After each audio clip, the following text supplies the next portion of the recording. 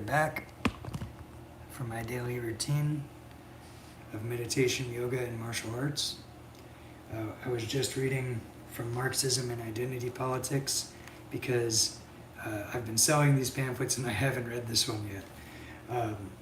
So I recently became a sympathizer of the Revolutionary Communists of America. I am not a full-fledged member. I am a sustaining financial supporter because I agree with and believe in the ideology of the RCA, which is a part of the umbrella of the RCI all around the world.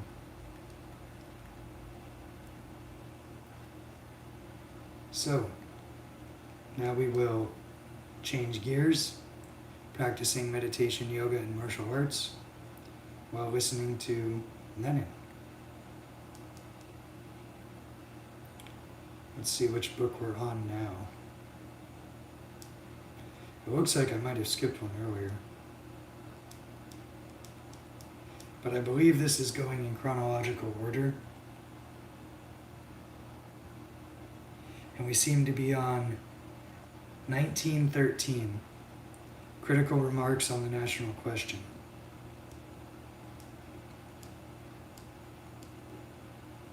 And some of these are a little bit tedious, but I am studying Lenin in detail. I am studying the Russian Revolution. Hey, welcome.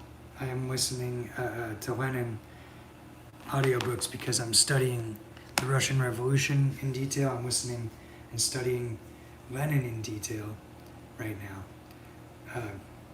Because it's good to focus on one thing and give it a few months of focus before you move on to other things. So I've got my little pre-workout drink here. I've got some water. I've got my notebook.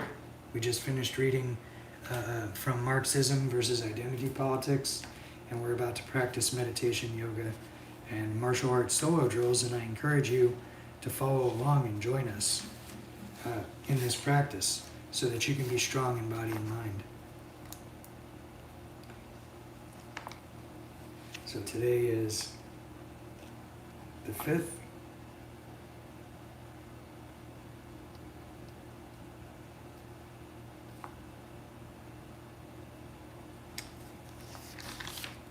And I will add some notes for myself for which kickboxing drills and grappling drills I'm doing today. And we are focusing on a block of endurance for the next 2 months, starting in November. I just did 1 week of training, of endurance training, and for the next 2 months we'll be doing endurance focus during the daily routine of meditation, yoga, and martial arts. So I'm going to go ahead and start the audiobook, which is a series of audiobooks by Lenin, and we will be sitting for 30 minutes till about 4:15 p.m. and then we will switch to yoga for about an hour, and then we will do about an hour of mixed martial arts solo drills, kickboxing, MMA, wrestling, judo, and jiu-jitsu solo drills based on techniques that have worked for me in real life and in tournaments and a cage fight, breaking arms and legs and strangling people unconscious in an all-out fist fight. Last time I was practicing jab, cross, hook, right kick, uppercut. Today we are going to practice jab, cross, hook, spinning back fist, or jab, cross, hook, spinning heel kick, and following through with a punch after that.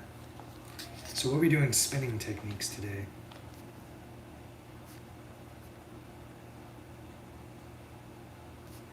Fun day.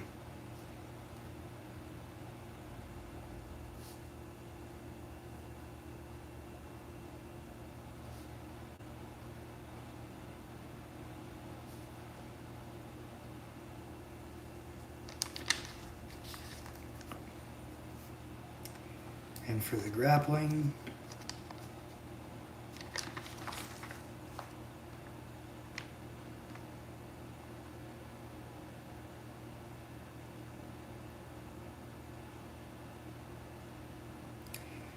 we are going to focus on the hip throw series of techniques.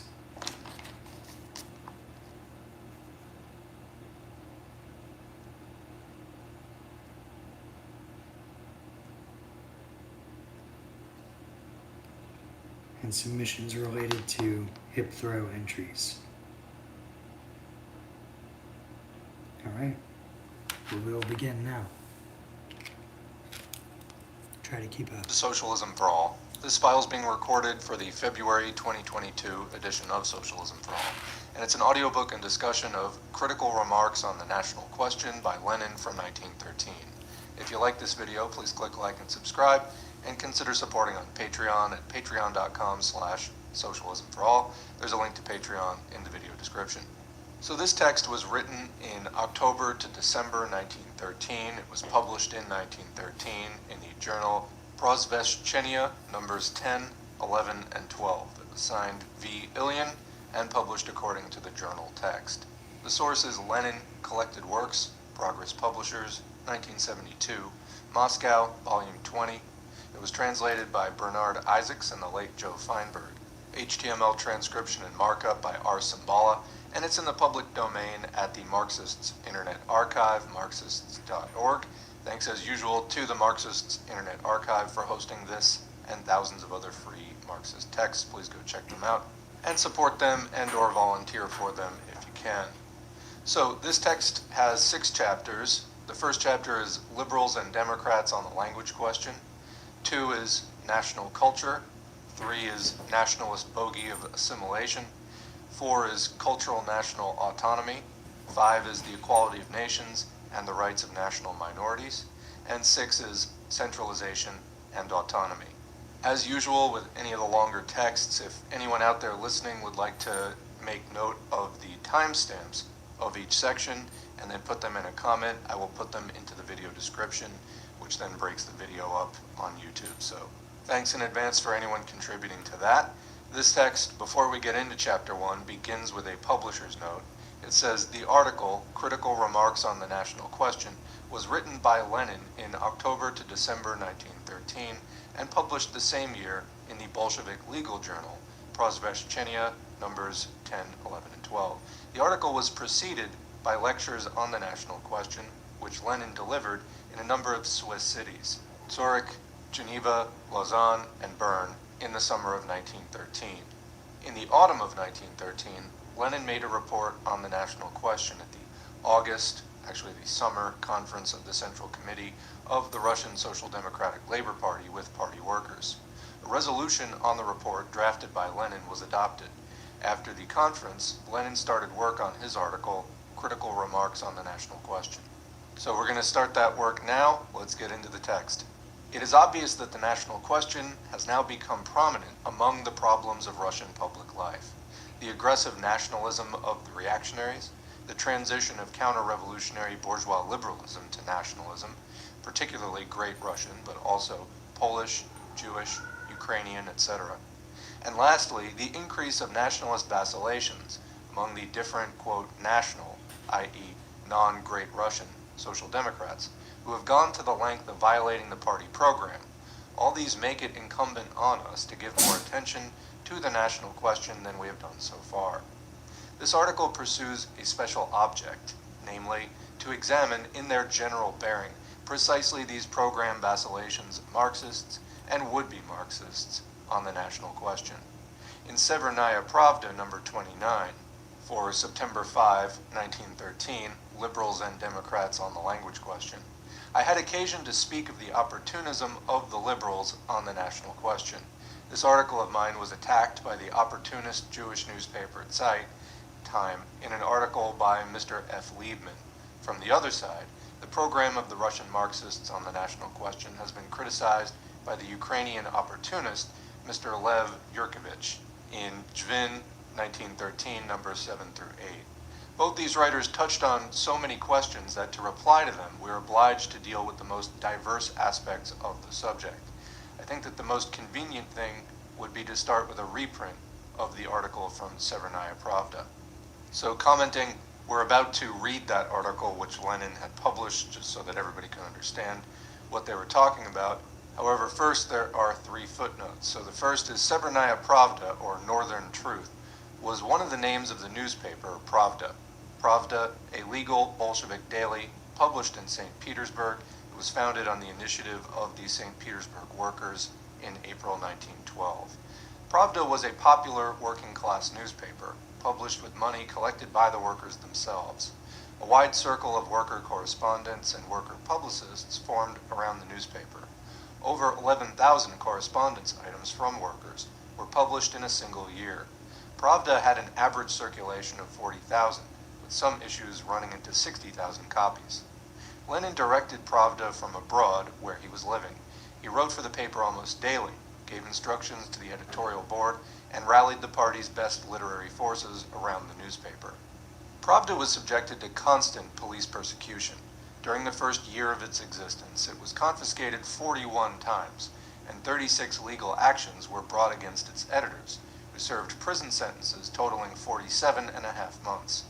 In the course of 2 years and 3 months, Pravda was closed down 8 times by the Tsarist government, but reissued under new names: Robochaya Pravda, Severnaya Pravda, Pravda Truda, Za Pravdu, Proletarskaya Pravda, Put Pravdi, Robochi, and Trudovaya Pravda. On July 8, 1914, on the eve of the First World War, the paper was closed down. Publication was not resumed until after the February Revolution. Beginning from March 5, 1917, Pravda appeared as the central organ of the Russian Social Democratic Labor Party. Lenin joined the editorial board on April 5 on his return from abroad, and he took over the paper's management. In July to October 1917, Pravda changed its name frequently, owing to persecution by the provisional government, appearing successively as Listok Pravdi, Proletari, Robochi, and Robochi Put. On October 27, the newspaper began to appear under its old name, Pravda. So the next note is on Zeit, or Time, a weekly organ of the Bund, published in Yiddish in St. Petersburg from December 20, 1912 to May 5, 1914. Chvin, or the Bell, was a monthly legal nationalist journal of Menshevik trend, published in the Ukrainian language in Kiev from January 1913 to the middle of 1914. And Mensheviks, as opposed to the Bolsheviks became what we would think of as communists today. The Mensheviks became what we would think of as social democrats today, sort of more reformist, more of a reformed welfare capitalist type of approach. So now we're going to go back to the main text, and this is the section where Lenin reprints his article, Liberals and Democrats on the Language Question. Here we go. On several occasions, the newspapers have mentioned the report of the governor of the Caucasus, a report that is noteworthy, not for its Black Hundred spirit, but for its timid, quote, liberalism. So, another footnote here, the Black Hundreds were monarchist gangs formed by the Tsarist police to fight the revolutionary movement. They murdered revolutionaries, assaulted progressive intellectuals, and organized pogroms. So, who can we draw some parallel to today? Well, these are reactionary gangs, like the most, at that time, monarchists. Reactionary gangs formed by the police to fight the revolutionary movement. We could say things like the Proud Boys or other reactionary right-wing vigilante gangs. You know, ask yourself, who today would be interested in murdering revolutionaries, assaulting progressive intellectuals, and organizing pogroms? Well, look at your alt-right various, street fighting groups, and there you go. Anyway, picking up with Lenin, so this report is noteworthy not for its Black Hundred spirit, but for its timid, quote, liberalism. Among other things, the governor of the Caucasus objects to artificial Russification of non-Russian nationalities. Representatives of non-Russian nationalities in the Caucasus are themselves striving to teach their children Russian. An example of this is the Armenian church schools, in which the teaching of Russian is not obligatory. Russkoye Slovo, number 198, one of the most widely circulating liberal newspapers in Russia, points to this fact and draws the correct conclusion that the hostility towards the Russian language in Russia, quote, stems exclusively from the artificial, when it adds it should have said forced, implanting of that language, the Russian language. There's a footnote there. Russkoye Slovo, or the Russian Word, was a daily published in Moscow from 1895, the first trial issue appeared in 1894, to July 1918. Formally non-party, the paper defended the interests of the Russian bourgeoisie from a moderate liberal platform. News was given a wide coverage in the paper, which was the first in Russia to send special correspondents to all the large cities at home and to many foreign capitals. Okay, I think we have a little break from footnotes for a minute, so back to the main text. Quote, "There is no reason to worry about the fate of the Russian language. It will itself win recognition throughout Russia," says the newspaper. End of quote. This is perfectly true because the requirements of economic exchange will always compel the nationalities living in one state, as long as they wish to live together, to study the language of the majority. The more democratic the political system in Russia becomes, the more powerfully, rapidly, and extensively capitalism will develop. The more urgently will the requirements of economic exchange impel various nationalities to study the language most convenient for general commercial relations. The liberal newspaper, however, hastens to slap itself in the face and demonstrate its liberal inconsistency. Quote, "Even those who oppose Russification," it says, "would hardly be likely to deny that in a country as huge as Russia, there must be one single official language, and that this language can be only Russian," unquote. Logic turned inside out. Tiny Switzerland has not lost anything, but has gained from having not one single official language, but three: German, French, and Italian. In Switzerland, 70% of the population are Germans. In Russia, 43% are Great Russians. 22% French. In Russia, 17% are Ukrainians. And 7% Italians. In Russia, 6% are Poles and 4.5% Belarusians. If Italians in Switzerland often speak French in their common parliament, they do not do so because they are menaced by some savage police law. There are none such in Switzerland, but because the civilized citizens of a democratic state themselves prefer a language that is understood by a majority. The French language does not instill hatred in Italians because it is the language of a free civilized nation, a language that is not imposed by disgusting police measures. Why should, quote, "huge Russia," a much more varied and terribly backward country, inhibit her development by the retention of any kind of privilege for any one language? Should not the contrary be true, liberal gentlemen? Should not Russia, if she wants to overtake Europe, put an end to every kind of privilege as quickly as possible, as completely as possible, and as vigorously as possible? If all privileges disappear, if the imposition of any one language ceases, all Slavs will easily and rapidly learn to understand each other and will not be frightened by the, quote, "horrible thought" that speeches in different languages will be heard in the common parliament.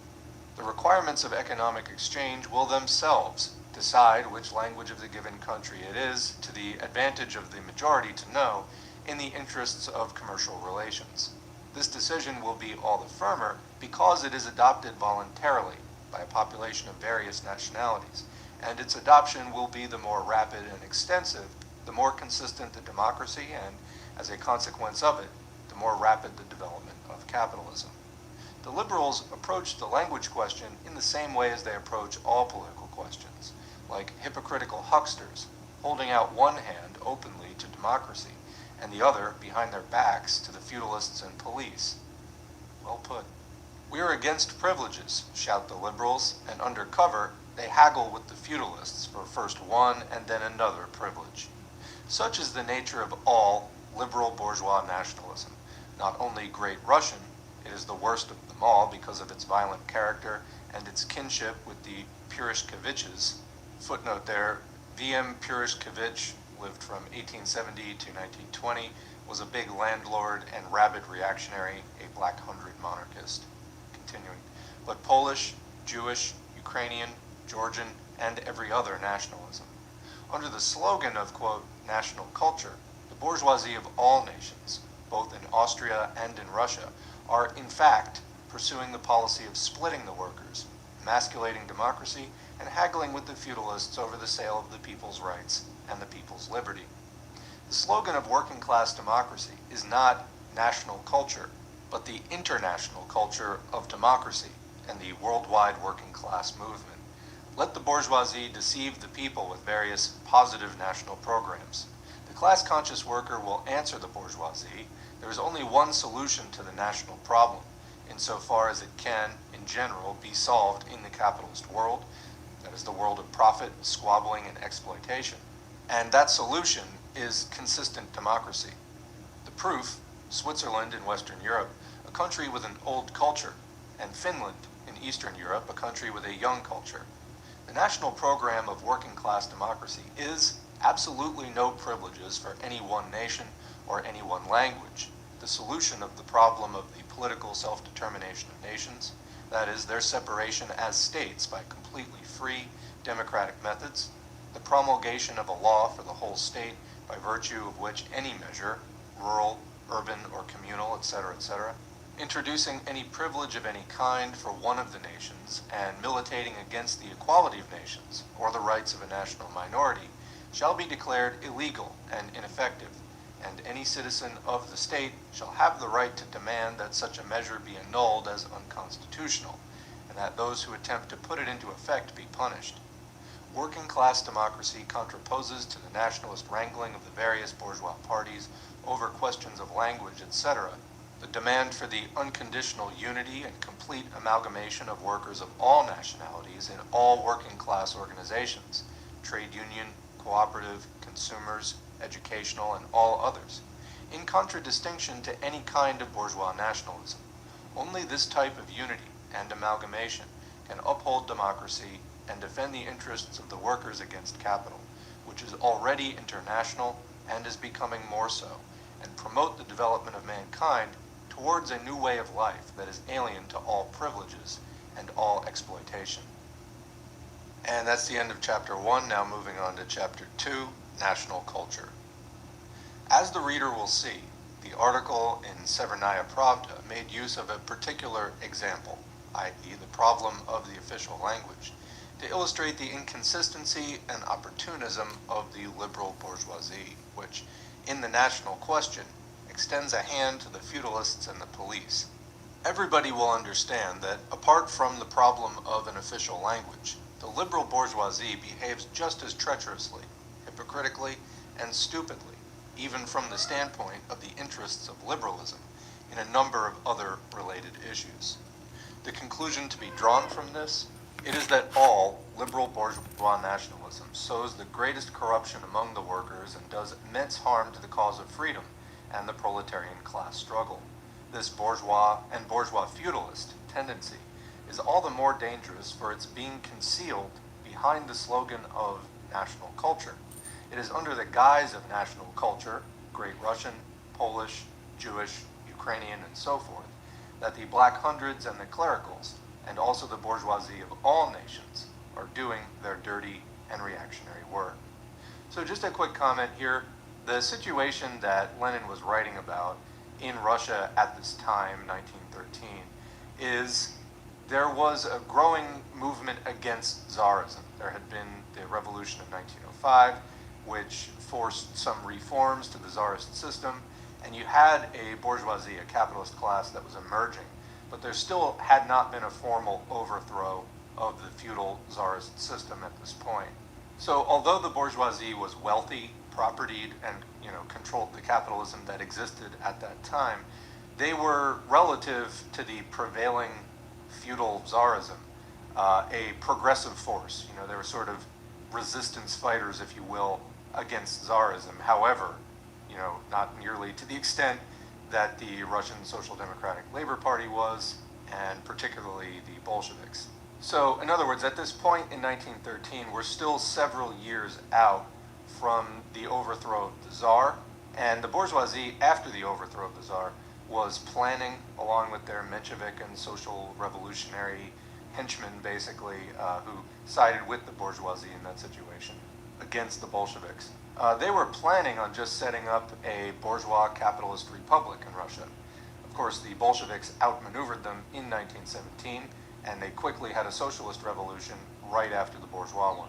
So when Lenin calls the bourgeoisie opportunist, normally we're talking about opportunism from the point of view of socialists working with people with a diametrically opposed, fundamentally different class interest. That would be proletarians working with the bourgeoisie. That's a right-wing error, you don't want to make that. But for the bourgeoisie, their opportunism is working with the feudalists. That is their right-wing error, if you will. Just remember that all these things are relative to the state of historical development and so forth. So anyway, continuing with the text. Such are the facts of the national life of today, if viewed from the Marxist angle, i.e. from the standpoint of the class struggle, and if the slogans are compared with the interests and policies of classes, and not with meaningless general principles, declamations, and phrases. The slogan of national culture is a bourgeois, and often also a black hundred, and clerical, i.e. monarchist and deeply reactionary, fraud. Our slogan is the international culture of democracy and of the world working class movement. Here the Bundist, Mr. Liebman, rushes into the fray and annihilates me with the following deadly tirade. And before we get to that quote, there's a footnote here on the Bund. The Bund, or the General Jewish Workers' Union of Lithuania, Poland, and Russia, came into being in 1897 at the inaugural Congress of Jewish Social Democratic Groups in Vilna. And again, another footnote, when they say social democratic prior to 1917, this was the general term for Marxism. It consisted mainly of semi-proletarian Jewish artisans of Western Russia. At the first Congress of the RSDLP, Russian Social Democratic Labor Party, in 1898, the Bund joined the latter, quote, as an autonomous organization, independent only in respect of questions affecting the Jewish proletariat specifically, unquote. The Bund was a vehicle of nationalist and separatist ideas in Russia's working class movement. In April 1901, the Bund's Fourth Congress resolved to alter the organizational ties with the RSDLP as established by the latter's First Congress. In its resolution, the Bund Congress declared that it regarded the RSDLP as a federation of national organizations, of which the Bund was a federal member. Following the rejection by the Second Congress of the RSDLP of the Bund's demand for recognition as the sole representative of the Jewish proletariat, the Bund left the party, but rejoined it in 1906 on the basis of a decision of the Fourth Unity Congress. Within the RSDLP, the Bund constantly supported the party's opportunist wing, the economists, Mensheviks, and liquidators, and waged a struggle against the Bolsheviks and Bolshevism. To the Bolsheviks' programmatic demand for the right of nations to self-determination, the Bund contraposed the demand for autonomy of the national culture. During the years of the Stolypin reaction and the new revolutionary upsurge, the Bund adopted a liquidationist stand and played an active part in the formation of the August anti-party bloc. During the First World War, 1914-18, the Bundists took a social chauvinist stand. In 1917, the Bund supported the bourgeois provisional government, and that was what I was saying before. After the overthrow of the Tsar in February 1917, the bourgeoisie started setting up this provisional government, and the Mensheviks and others, not the Bolsheviks, sided with the enemies of the Great October Socialist Revolution. During the foreign military intervention and the Civil War which followed, the Bundist leaders made common cause with the forces of counter-revolution. At the same time, a tendency toward cooperation with the Soviets became apparent among the Bund rank-and-file members. In March 1921, the Bund dissolved itself, part of the membership joining the Russian Communist Party, Bolsheviks, in accordance with the general rules of admission.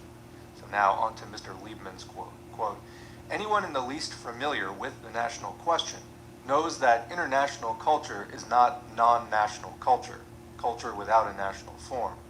Non-national culture, which must not be Russian, Jewish, or Polish, but only pure culture, is nonsense. International ideas can appeal to the working class only when they are adapted to the language spoken by the worker and to the concrete national conditions under which they live. The worker should not be indifferent to the condition and development of their national culture because it is through it, and only through it, that they are able to participate in the, quote, international culture of democracy and of the world working class movement. This is well known, but V.I. Lenin turns a deaf ear to it all, unquote. Ponder over this typically Bundist argument, designed, if you please, to demolish the Marxist thesis that I have advanced. With the air of supreme self-confidence of one who is, quote, familiar with the national question, this Bundist passes off ordinary bourgeois views as, quote, well-known axioms. It is true, my dear Bundist, that international culture is not non-national. Nobody said that it was. Nobody has proclaimed a pure culture, either Polish, Jewish, or Russian, etc. And your jumble of empty words is simply an attempt to distract the reader's attention and to obscure the issue with tinkling words. The elements of democratic and socialist culture are present, if only in rudimentary form, in every national culture, since in every nation there are toiling and exploited masses whose conditions of life inevitably give rise to the ideology of democracy and socialism. But every nation also possesses a bourgeois culture, and most nations a reactionary and clerical culture as well, in the form not merely of elements, but of the dominant culture. Therefore, the general national culture is the culture of the landlords, the clergy, and the bourgeoisie.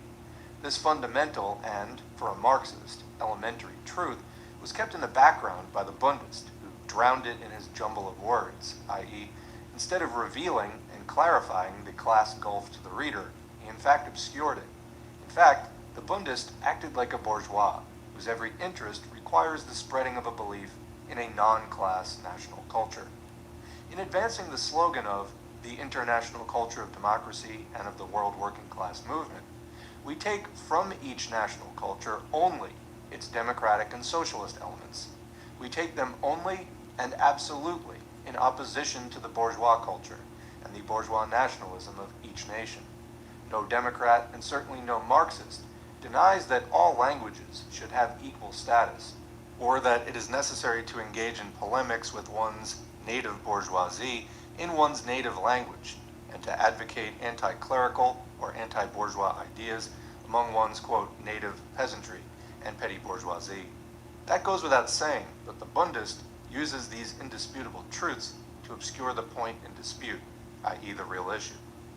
The question is whether it is permissible for a Marxist, directly or indirectly, to advance the slogan of national culture, or whether he should oppose it by advocating, in all languages, the slogan of workers' internationalism, while, quote, adapting himself to all local and national features. The significance of the national culture slogan is not determined by some petty intellectual's promise or good intention to, quote, interpret it as, quote, meaning the development through it of an international culture. It would be puerile subjectivism to look at it in that way. The significance of the slogan of national culture is determined by the objective alignment of all classes in a given country and in all countries of the world. The national culture of the bourgeoisie is a fact, and I repeat, the bourgeoisie everywhere enters into deals with the landed proprietors and the clergy. Aggressive bourgeois nationalism, which drugs the mind of the workers, stultifies and disunites them in order that the bourgeoisie may lead them by the halter, such is the fundamental fact of the times. Those who seek to serve the proletariat must unite the workers of all nations and unswervingly fight bourgeois nationalism, domestic and foreign. The place of those who advocate the slogan of national culture is among the nationalist petty bourgeois, not among the Marxists. Take a concrete example. Can a great Russian Marxist accept the slogan of national Great Russian culture? No, he cannot. Anyone who does that should stand in the ranks of the nationalists, not of the Marxists. Our task is to fight the dominant Black Hundred and bourgeois national culture of the Great Russians, and to develop, exclusively in the internationalist spirit and in the closest alliance with the workers of other countries, the rudiments also existing in the history of our democratic and working class movement. Fight your own Great Russian landlords and bourgeoisie. Fight their culture in the name of internationalism, and in so fighting, adapt yourself to the special features of the Purishkeviches and Struves. That is your task, not preaching or tolerating the slogan of national culture. So I just want to comment here because I think that these two paragraphs are really important and contain some key ideas. So I'm just going to walk through them again. So Lenin says, those who seek to serve the proletariat must unite the workers of all nations. Okay, that's pretty clear. And unswervingly fight bourgeois nationalism, both domestic and foreign. The place of those who advocate the slogan of national culture is among the nationalist petty bourgeois, people who, I would say tend towards fascism, not among the Marxists. Take a concrete example, Lenin continues. Can a great Russian Marxist accept the slogan of national Great Russian culture? No, he cannot. Anyone who does that should stand in the ranks of the nationalists, not of the Marxists. So, okay, first of all, what is a Great Russian? Remember that Russia was an empire, so Great Russian is a term that pertains to Russia proper rather than some of the outlying territories. Okay, so Lenin is basically saying, can a Russian Marxist accept the slogan of national Russian culture? No. The answer is very clear, no. Anyone who does that, Lenin says, is a nationalist and not a Marxist. So Lenin continues, our task is to fight the dominant Black Hundred and bourgeois national culture of the Great Russians. Okay, that's also pretty clear. So Lenin says that take that existing conservative, reactionary Black Hundred culture and the bourgeois national culture of Russia, Great Russia here, quote, and to develop exclusively in the internationalist spirit and in the closest alliance with the workers of other countries, the rudiments also existing in the history of our democratic and working class movement. Fight your own great Russian landlords and bourgeoisie. Fight their culture, that's very clear. Fight their culture in the name of internationalism. And in so fighting, adapt yourself to the special features of the Purishkeviches and Strudovs. That is your task, not preaching or tolerating the slogan of national culture. So let's break that down. Lenin says here, should Marxists accept the slogan of national culture of whatever country they're in this case, Russia? He says no. Anyone who does that stands in the ranks of reactionaries and the bourgeoisie. In fact, the task is to fight that culture and to develop instead, and quote, exclusively in the internationalist spirit and in alliance with the workers of other countries, a working class culture which is adapted to local conditions, in other words, that talks about the specific conditions that workers face in a particular area, but which is internationalist in its principles. In other words, the principles are going to be the same in every nation, just only the specifics will be different because the particular landlords will be different from country to country, the particular reactionaries will be different from country to country, the particular bourgeoisie will be different. The particular struggles will vary from place to place, but the same basic struggle is being waged everywhere. That's the idea of the internationalist spirit. So you get a working class culture about that, but specifically, quote, not preaching or tolerating the slogan of national culture. Why? Because in a feudal or capitalist country, that national culture belongs to the bourgeoisie and other reactionary, maybe feudal elements, if the country still has elements of feudalism. And so basically, if you're going to preach or tolerate the slogan of national culture, Lenin says, go stand in the ranks of the nationalists, not the Marxists, because that's where you belong. You're defending basically the property of the bourgeois nationalists, so that's where you belong in that case. Instead, fight that culture as you fight its owners, the bourgeoisie and their allies. All right, continuing. The same applies to the most oppressed and persecuted nation, the Jews. Jewish national culture is the slogan of the rabbis and the bourgeoisie, the slogan of our enemies. But there are other elements in Jewish culture and in Jewish history as a whole. Of the 10.5 million Jews in the world, somewhat over a half live in Galicia and Russia, backward and semi-barbarous countries, where the Jews are forcibly kept in the status of a caste. The other half lives in the civilized world, and there the Jews do not live as a segregated caste. There, the great world progressive features of Jewish culture stand clearly revealed. Its internationalism, its identification with the advanced movements of the epoch, the percentage of Jews in the democratic and proletarian movements is everywhere higher than the percentage of Jews among the population.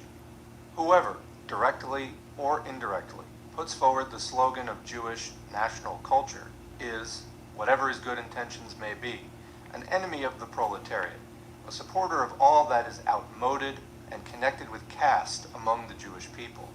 They're an accomplice of the rabbis and the bourgeoisie. On the other hand, those Jewish Marxists who mingle with the Russian, Lithuanian, Ukrainian, and other workers in international Marxist organizations and make their contribution, both in Russian and in Yiddish, towards creating the international culture of the working class movement. Those Jews, despite the separatism of the Bund, uphold the best traditions of Jewry by fighting the slogan of national culture. Bourgeois nationalism and proletarian internationalism.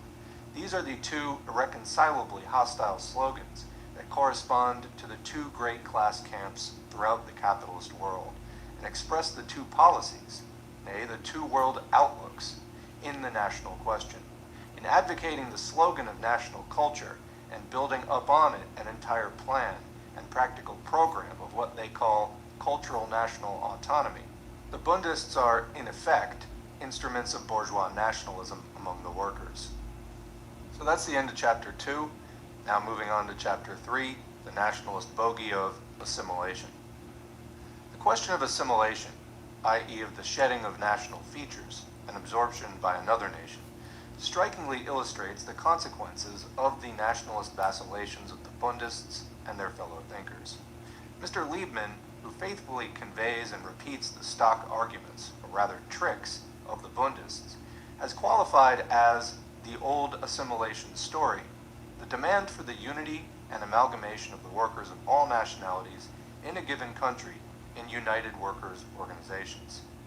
Quote, consequently, says Mr. F. Liebman, commenting on the concluding part of the article in Severnaya Pravda, see the first section of this file, quote, if asked what nationality he belongs to, the worker must answer, I am a social democrat, unquote.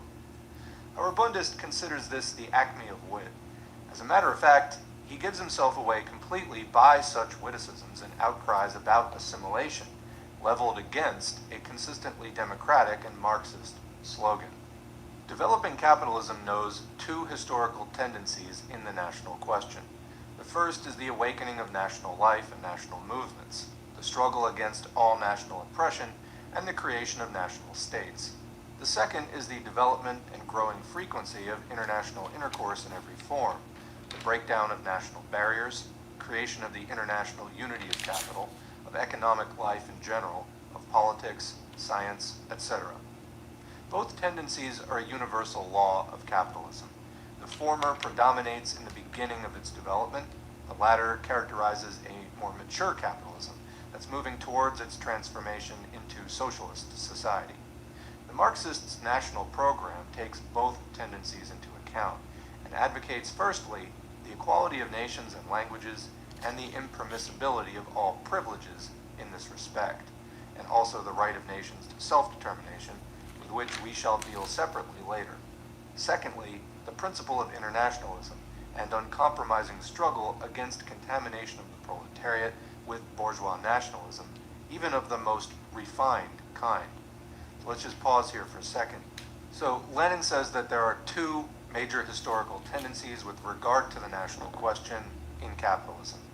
The first is the awakening of national life and national movements, so basically the formation of national movements, the struggle of those movements against oppression of them by nationality, and eventually the creation of national states. This is the bourgeois democratic revolution against feudalism, the creation of the bourgeois nation state. So that's the first tendency, more in early capitalism. The second tendency is, quote, the development and growing frequency of international intercourse in every form. So basically, once you have a bunch of bourgeois nation states, they trade with each other. So you get international intercourse. This then results in the breakdown of national barriers, the creation of the international unity of capital, of economic life in general, politics, science, etc.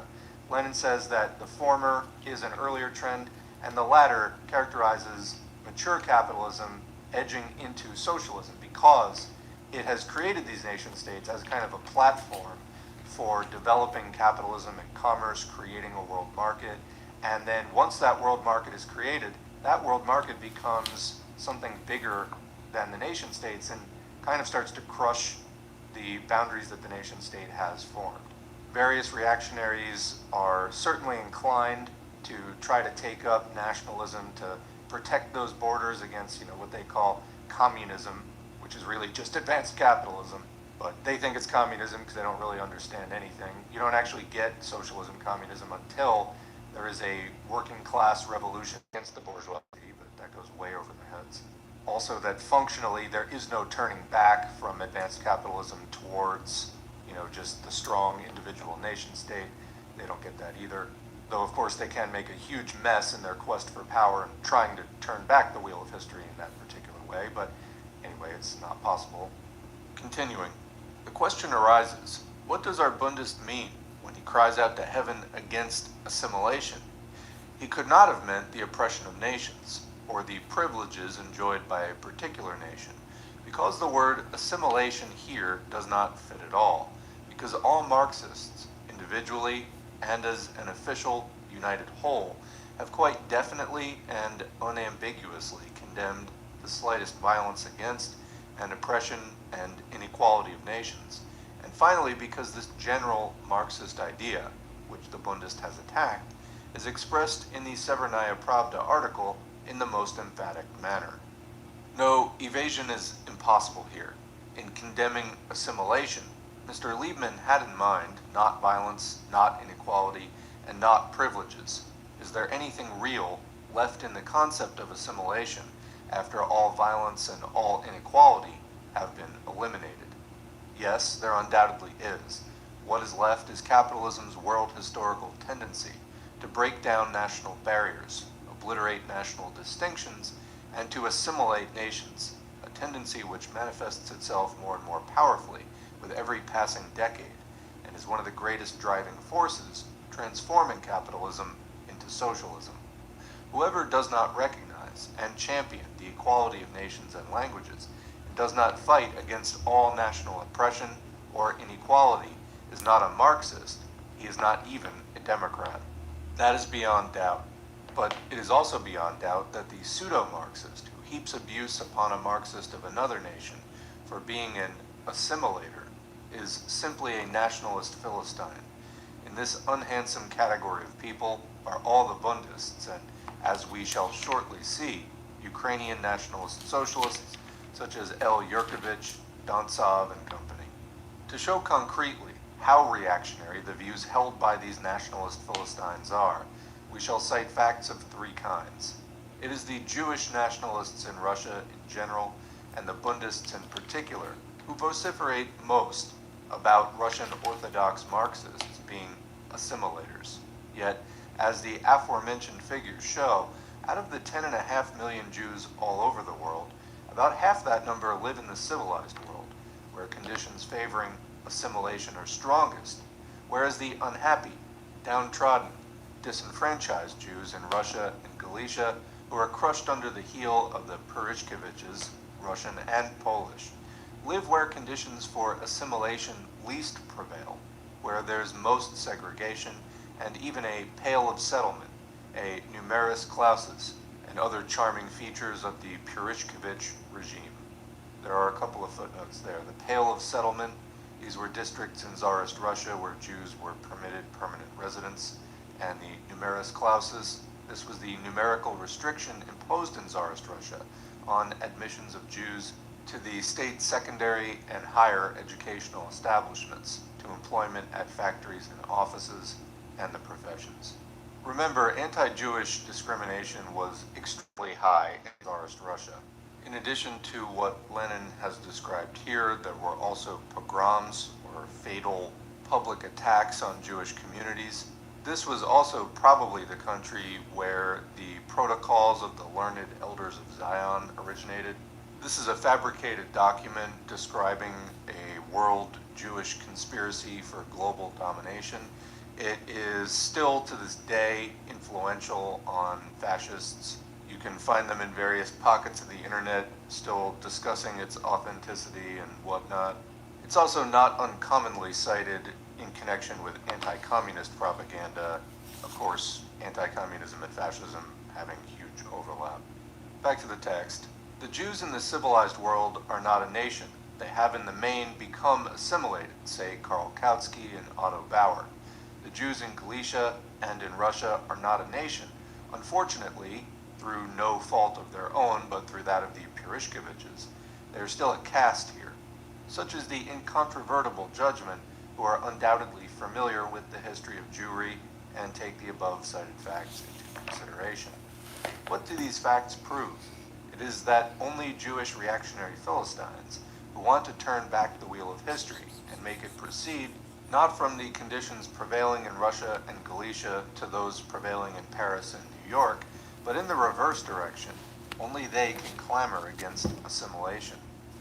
The best Jews, those who are celebrated in world history and have given the world foremost leaders of democracy and socialism, have never clamored against assimilation.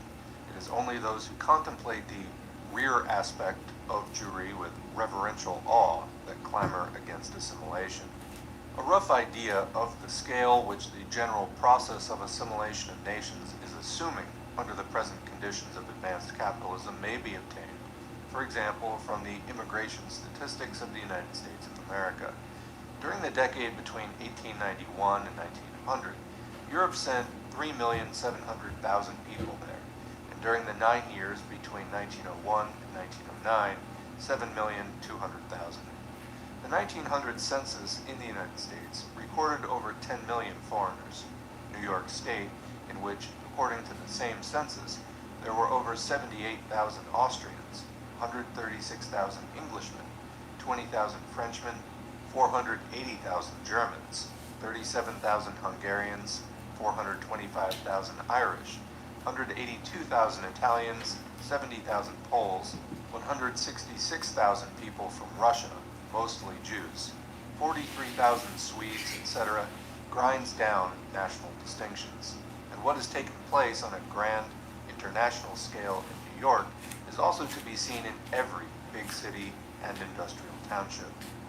No one unobsessed by nationalist prejudices can fail to perceive that this process of assimilation of nations by capitalism means the greatest historical progress, the breakdown of hidebound national conservatism in the various backwoods, especially in backward countries like Russia. Take Russia and the attitude of great Russians toward the Ukrainians. Naturally, every Democrat, not to mention Marxists, will strongly oppose the incredible humiliation of Ukrainians and demand complete equality for them. But it would be a downright betrayal of socialism and a silly policy even from the standpoint of the bourgeois, quote, national aims of the Ukrainians to weaken the ties and the alliance between the Ukrainian and great Russian proletariat that now exist within the confines of a single state. Mr. Lev Yurkovich, who calls himself a Marxist, poor Marx, is an example of that silly policy. In 1906, Sokolovsky, Vasak, and Lukashevich, Chuchabsky, asserted, Mr. Yurkovich writes that the Ukrainian proletariat had become completely Russified and needed no separate organization. Without quoting a single fact bearing on the direct issue, Mr. Yurkovich falls upon both for saying this and cries out hysterically, quite in the spirit of the basest, most stupid, and most reactionary nationalism, that this is national passivity, national renunciation, that these men have, quote, split the Ukrainian Marxists, and so forth. Today, despite the, quote, growth of Ukrainian national consciousness among the workers, unquote, the minority of the workers are, quote, nationally conscious, while the majority, Mr. Yurkovich assures us, quote, are still under the influence of Russian culture, unquote. And it is our duty, this nationalist Philistine exclaims, quote, not to follow the masses, but to lead them, to explain to them their national aims, unquote. This argument of Mr. Yurkovich's is wholly bourgeois nationalistic, but even from the point of view of the bourgeois nationalists, some of whom stand for complete equality and autonomy for the Ukraine, while others stand for an independent Ukrainian state, this argument will not wash. The Ukrainians striving for liberation is opposed by the Great Russian and Polish landlord class, and by the bourgeoisie of these two nations. What social force is capable of standing up to these classes? The first decade of the 20th century provided an actual reply to this question. That force is none other than the working class, which rallies the democratic peasantry behind it by striving to divide and thereby weaken the genuinely democratic force whose victory would make national oppression impossible. Mr. Yurkovich is betraying not only the interests of democracy in general, but also the interests of his own country, the Ukraine. Given united action by the Great Russian and Ukrainian proletarians, a free Ukraine is possible. Without such unity, it's out of the question. But Marxists do not confine themselves to the bourgeois national standpoint. For several decades, a well-defined process of accelerated economic development has been going on in the South, i.e. the Ukraine, attracting hundreds of thousands of peasants and workers from Great Russia to the capitalist farms, mines, and cities. The assimilation within these limits of the Great Russian and Ukrainian proletariat is an indisputable fact, and this fact is undoubtedly progressive. Capitalism is replacing the ignorant, conservative, settled mujik of the Great Russian or Ukrainian backwoods with a mobile proletarian whose conditions of life break down specifically national narrow-mindedness, both Great Russian and Ukrainian. Even if we assume that in time there will be a state frontier between Great Russia and the Ukraine, the historically progressive nature of the assimilation of the Great Russian and Ukrainian workers will be as undoubted as the progressive nature of the grinding down of nations in America. The freer the Ukraine and Great Russia become, the more extensive and more rapid will be the development of capitalism, which will still more powerfully attract the workers, the working masses of all nations, from all regions of the state and from all the neighboring states, should Russia become a neighboring state in relation to the Ukraine, to the cities, the mines, and the factories. Mr. Lev Yurkovich acts like a real bourgeois, and a short-sighted, narrow-minded, obtuse bourgeois at that, i.e., like a Philistine, when he dismisses the benefits to be gained from the intercourse, amalgamation, and assimilation of the proletariat of the two nations, for the sake of the momentary success of the Ukrainian national cause. The national cause comes first, and the proletarian cause second, the bourgeois nationalists say, with the Yurkoviches, Dontsovs, and similar would-be Marxists repeating it after them. The proletarian cause must come first, we say, because it not only protects the lasting and fundamental interests of labor and of humanity, but also those of democracy. And without democracy, neither an autonomous nor an independent Ukraine is conceivable. Another point to be noted in Mr. Yurkovich's argument, which is so extraordinarily rich in nationalist gems, is this. The minority of Ukrainian workers are nationally conscious. He says, quote, "The majority are still under the influence of Russian culture," unquote. Contraposing Ukrainian culture as a whole to Great Russian culture as a whole, when speaking of the proletariat, is a gross betrayal of the proletariat's interests for the benefit of bourgeois nationalism. There are two nations in every modern nation, we say to all nationalist socialists. There are two national cultures in every national culture. There is the Great Russian culture of the Purishkeviches, Guchkovs, and Struvs, but there is also the Great Russian culture typified in the names of Chernyshevsky and Plekhanov. There are the same two cultures in the Ukraine as there are in Germany, in France, in England, among the Jews, and so forth. If the majority of the Ukrainian workers are under the influence of Great Russian culture, we also know definitely that the ideas of Great Russian democracy and social democracy operate parallel with the Great Russian clerical and bourgeois culture.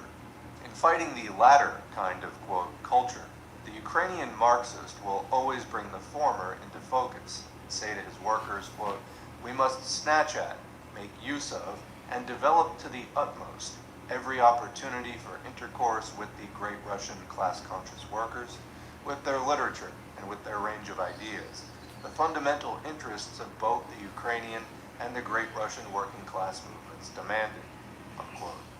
If a Ukrainian Marxist allows himself to be swayed by his quite legitimate and natural hatred of the Great Russian oppressors to such a degree that he transfers even a particle of this hatred even if it be only estrangement, to the proletarian culture and proletarian cause of the great Russian workers, then such a Marxist will get bogged down in bourgeois nationalism. Similarly, the great Russian Marxist will be bogged down not only in bourgeois, but also in Black Hundred nationalism, if he loses sight, even for a moment, of the demand for complete equality for the Ukrainians, or of their right to form an independent state. The great Russian and Ukrainian workers must work together, and as long as they live in a single state, act in the closest organizational unity and concert toward a common or international culture of the proletarian movement, displaying absolute tolerance in the question of the language in which propaganda is conducted, and in the purely local or purely national details of that propaganda. This is the imperative demand of Marxism. All advocacy of the segregation of the workers of one nation from those of another, all attacks upon Marxist assimilation, or attempts where the proletariat is concerned to contrapose one national culture as a whole to another allegedly integral national culture and so forth, is bourgeois nationalism, against which it is essential to wage a ruthless struggle. That's the end of chapter 3. Now going on to chapter 4, cultural national autonomy. The question of the national culture slogan is of enormous importance to Marxists, not only because it determines the ideological content of all our propaganda and agitation on the national question, as distinct from bourgeois propaganda, but also because the entire program of the much discussed cultural national autonomy is based on this slogan. The main and fundamental flaw in this program is that it aims at introducing the most refined, most absolute, and most extreme nationalism. The gist of this program is that every citizen registers as belonging to a particular nation, and every nation constitutes a legal entity with the right to impose compulsory taxation on its members, with national parliaments or diets and national secretaries of state or ministers. Such an idea, applied to the national question, resembles Proudhon's idea as applied to capitalism, not abolishing capitalism and its basis, commodity production, but purging that basis of abuses, of excrescences, and so forth. Not abolishing exchange and exchange value, but on the contrary, making it, quote, constitutional, universal, absolute, quote, fair, and free of fluctuations, crises, and abuses. Such was Proudhon's idea. Just as Proudhon was petty bourgeois, and his theory converted exchange and commodity production into an absolute category and exalted them as the acme of perfection, so is the theory and program of cultural national autonomy petty bourgeois, for it converts bourgeois nationalism into an absolute category, exalts it as the acme of perfection, and purges it of violence, injustice, etc. Marxism cannot be reconciled with nationalism, be it even of the most just, quote, purest, most refined, and civilized brand. In place of all forms of nationalism, Marxism advances internationalism, the amalgamation of all nations in a higher unity, a unity that is growing before our eyes with every mile of railway line that is built, with every international trust, and every workers' association that is formed, an association that is international in its economic activities as well as in its ideas and aims. The principle of nationality is historically inevitable in bourgeois society, and taking this society into due account, the Marxist fully recognizes the historical legitimacy of national movements. But to prevent this recognition from becoming an apologia of nationalism, it must be strictly limited to what is progressive in such movements, in order that this recognition may not lead to bourgeois ideology obscuring proletarian consciousness. The awakening of the masses from feudal lethargy and their struggle against all national oppression for the sovereignty of the people, of the nation, are progressive.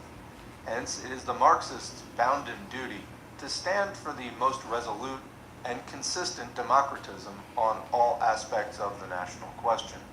This task is largely a negative one, but this is the limit the proletariat can go to in supporting nationalism. for beyond that begins the positive activity of the bourgeoisie striving to fortify nationalism. So let's pause there for a second for a comment, because I think that this is a key concept with some nuance that deserves accentuation. So going back over the past 3 paragraphs, Lenin says Marxism cannot be reconciled with nationalism, even if it's, a highly civilized, pure form, whatever. No, none of that. Marxism is for internationalism, the amalgamation of all nations in a higher unity, which is being built by capitalism, but which ultimately serves socialism really more than capitalism. This is another example of capitalism digging its own grave. Capitalism proletarianizes the population, which creates a population which is overwhelmingly, percentage-wise, interested in the abolition of private property. In other words, the basis of capitalism. So in that way, capitalism digs its own grave. In this way also, early capitalism forms nation states, and in that way moves on from feudalism. However, in all of its international commerce, it develops this internationalism which really is at odds with the nation state itself. Yet more evidence that capitalism, however powerful it has been during various phases of its lifespan, is a transitional form from one thing to another. All right, so in the second paragraph, Lenin emphasizes that the principle of nationality is historically inevitable in bourgeois society. This is a thing that bourgeois society must create. And recognizing that bourgeois society, capitalism, needs to happen in terms of reaching socialism, this is a necessary step along the social development timeline, then Lenin says, okay, well then in that case, Marxists need to recognize, quote, the historical legitimacy of national movements, because if the bourgeoisie doesn't do this, if they don't overthrow feudalism and build bourgeois nation states, we're never going to have socialism. So, okay, fine.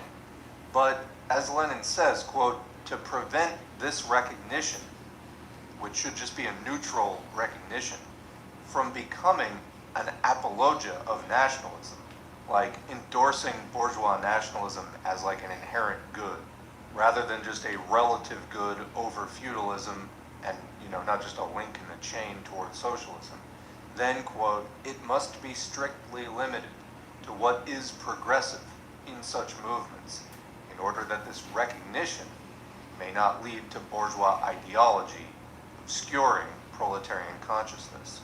So what does that mean?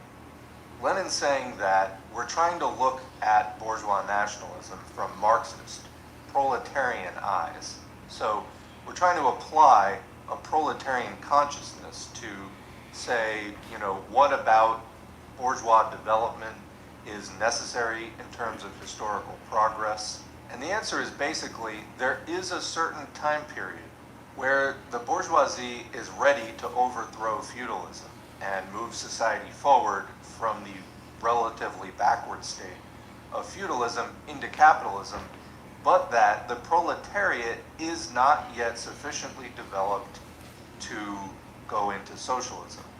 Therefore, for some amount of time, whatever it is for that society, there is this necessary period of capitalism. Why is it necessary? For all the reasons we were talking about before. Capitalists build the bourgeois nation state. The bourgeois nation state then engages in all kinds of internationalism, proletarianizes the population, lays the groundwork for socialism. So in that process, bourgeois society develops bourgeois nationalism. What Lenin is saying is that Marxists should recognize and appreciate that bourgeois nationalism for what it is, a necessary step out of feudalism through capitalism into socialism, but that it itself is not somewhere that you want to park yourself. What's going to happen if you do? Then you run the risk of bourgeois ideology obscuring proletarian or socialist consciousness. Because if you lose that class consciousness, you're not going to be fighting for socialism. So that's the idea. We want to hang on to that. So what's Lenin's prescription for avoiding that? He says, quote, to prevent this recognition of bourgeois nationalism from becoming an apologia, a generalized justification and defense of it in all of its aspects, then Marxists must strictly limit our recognition and acknowledgement of bourgeois culture to what is progressive about it. And if you don't just limit yourself to saying, well, bourgeois culture is progressive in that it was a step out of feudalism and it's laying the groundwork for socialism, and you start getting into just the stuff itself, well then you're just drinking bourgeois ideology at that point, and that may cloud your class consciousness, so you don't want to do that. Hopefully that's clear. So the third paragraph is the awakening of the masses from feudal lethargy and their struggle against all national oppression for the sovereignty of the people, of the nation, are progressive. So Lenin is saying here, these are a few other things that Marxists can say about bourgeois culture that are improvements on feudalism. That although socialism is going to be an improvement even over these are some of the foundations of what we're going to be doing in socialism. These are improvements that capitalism actually brings over feudalism that socialism will continue to improve on over what's possible within capitalism. So again, they are the awakening of the masses from feudal lethargy, because in feudalism, not a whole lot's possible. Not a lot of education, not a lot of acculturation, various things. And struggle against national oppression. So this is one of the things about this topic that a lot of the readings we're doing right now are going to be on, which is national rights against national oppression, national struggles, things like that. Because definitely there is such a thing as national oppression. To some extent, the development of the bourgeois nation state can be resistance against national oppression. However, all of the bourgeois nation state borders eventually, as Lenin says, are softened by the internationalism that capitalism itself creates through international trade. And capitalists want there to be very free and open trade.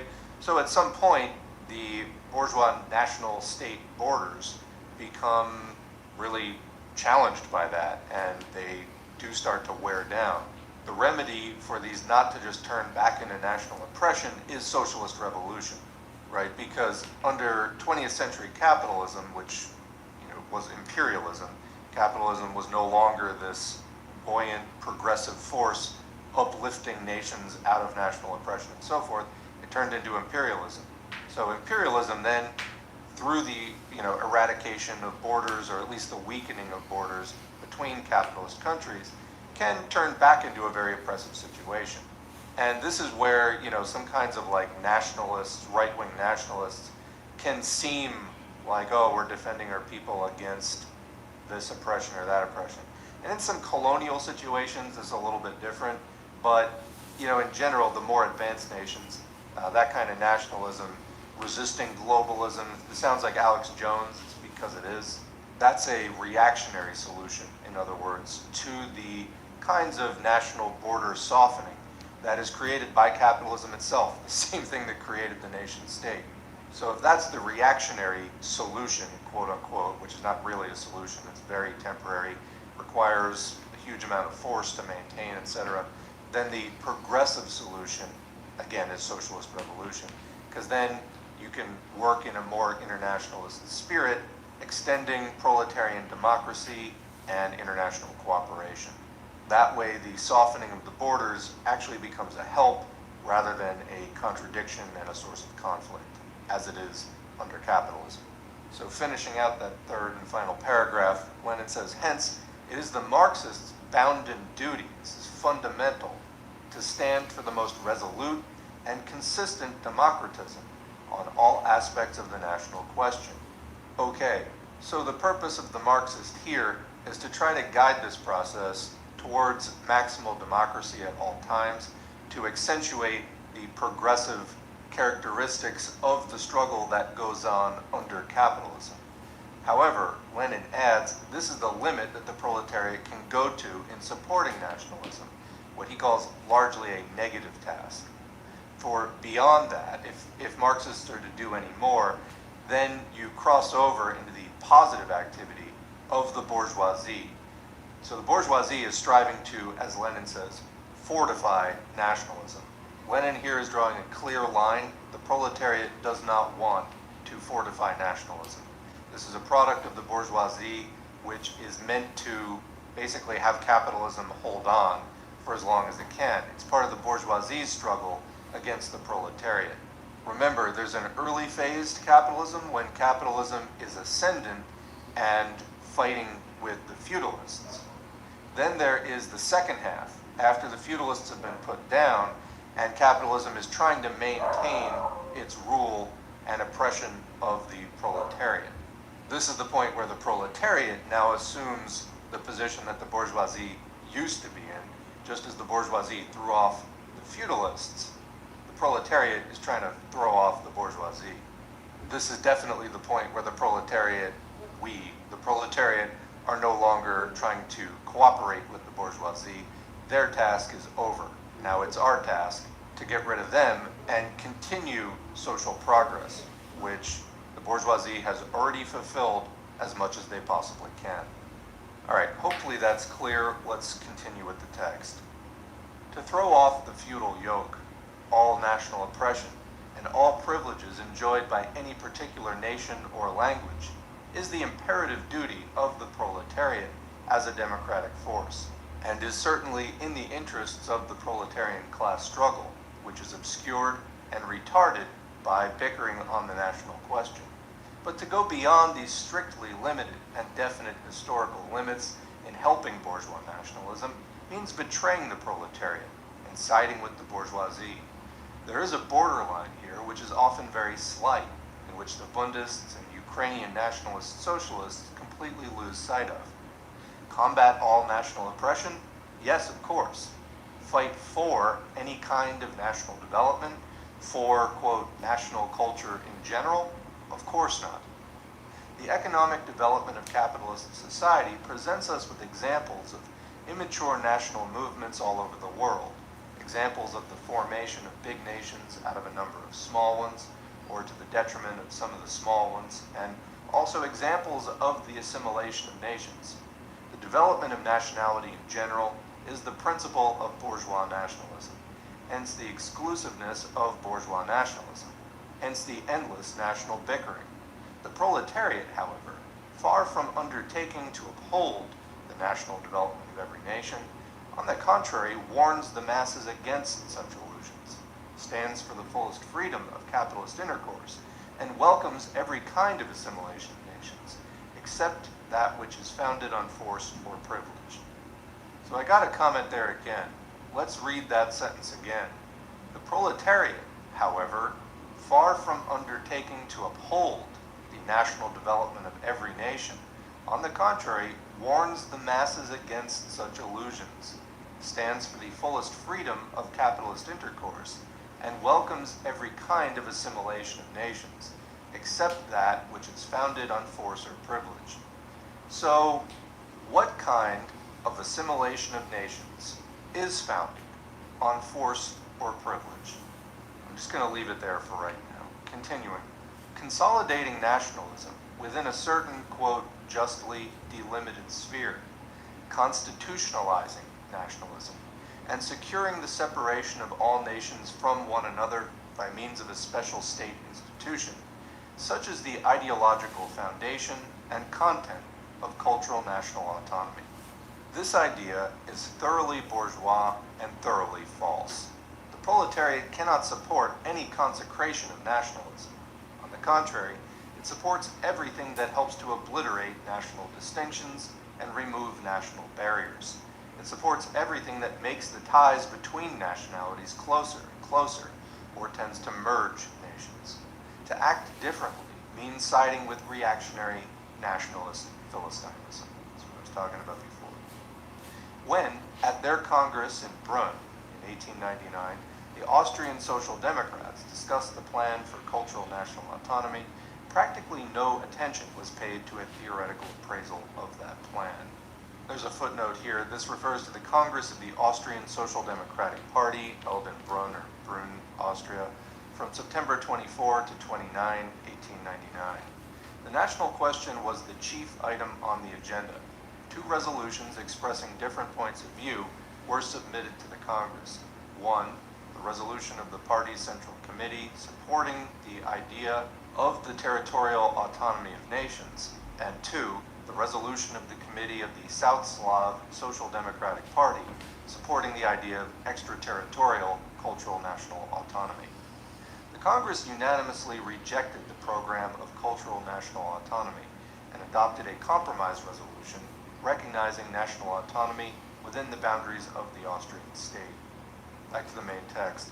It is, however, noteworthy that the following two arguments were leveled against this program. One, it would tend to strengthen clericalism, and two, quote, its result would be the perpetuation of chauvinism, its introduction into every small community, into every small group, unquote. A Russian translation was published by the Jewish Nationalist Party, the JSLP. There's a footnote there. The JSLP, or the Jewish Socialist Labor Party, was a petty bourgeois nationalist organization founded in 1906. Its program was based on the demand for national autonomy for the Jews, the creation of extraterritorial Jewish parliaments authorized to settle questions concerning the political organization of Jews in Russia. The JSLP stood close to the socialist revolutionaries, with whom it waged a struggle against the Russian Social Democratic Labor Party. So, quick comment there, the socialist revolutionaries, this is not just a descriptive term, it was the name of a faction that was distinct from the Bolsheviks. Back to the main text. There can be no doubt that national culture, in the ordinary sense of the term, i.e. schools, etc., is at present under the predominant influence of the clergy and the bourgeois chauvinists in all countries in the world. When the Bundists, in advocating cultural national autonomy, say that the constituting of nations will keep the class struggle within them clean of all extraneous considerations, then that is manifest and ridiculous sophistry. It is primarily in the economic and political sphere that a serious class struggle is waged in any capitalist society. To separate the sphere of education from this is firstly absurdly utopian, because schools, like national culture in general, cannot be separated from economics and politics. Secondly, it is the economic and political life of a capitalist country that necessitates, at every step, the smashing of the absurd and outmoded national barriers and prejudices, whereas separation of the school system and the like would only perpetuate, intensify, and strengthen, quote, pure clericalism and, quote, pure bourgeois chauvinism. On the boards of the joint stock companies, we find capitalists of different nations sitting together in complete harmony. At the factories, workers of different nations work side by side. In any really serious and profound political issue, sides are taken according to classes, not nations. Withdrawing school education and the like from state control and placing it under the control of the nations is, in effect, an attempt to separate from economics, which unites the nations, the most highly, so to speak, ideological sphere of social life, the sphere in which pure national culture, or the national cultivation of clericalism and chauvinism, has the freest play. In practice, the plan for extraterritorial, or cultural national autonomy could mean only one thing: the division of educational affairs according to nationality, i.e. the introduction of national curias in school affairs. Sufficient thought to the real significance of the famous Bund plan will enable one to realize how utterly reactionary it is, even from the standpoint of democracy, let alone from that of the proletarian class struggle for socialism. A single instance and a single scheme for the nationalization of the school system will make this point abundantly clear. In the United States of America, the division of the states into northern and southern holds to this day in all departments of life. The former possess the greatest traditions of freedom and of struggle against the slave owners. The latter possess the greatest traditions of slave ownership, survivals of persecution of the Negroes who are economically oppressed and culturally backward. 44% of Negroes are illiterate, but only 6% of whites, and so forth. In the northern states, Negro children attend the same schools as white children do. In the South, there are separate national, or racial, whichever you please, schools for Negro children. I think that this is the sole instance of actual nationalizations of schools. Comment, in other words, it's the legacy and remnant of a backward, prejudicial condition.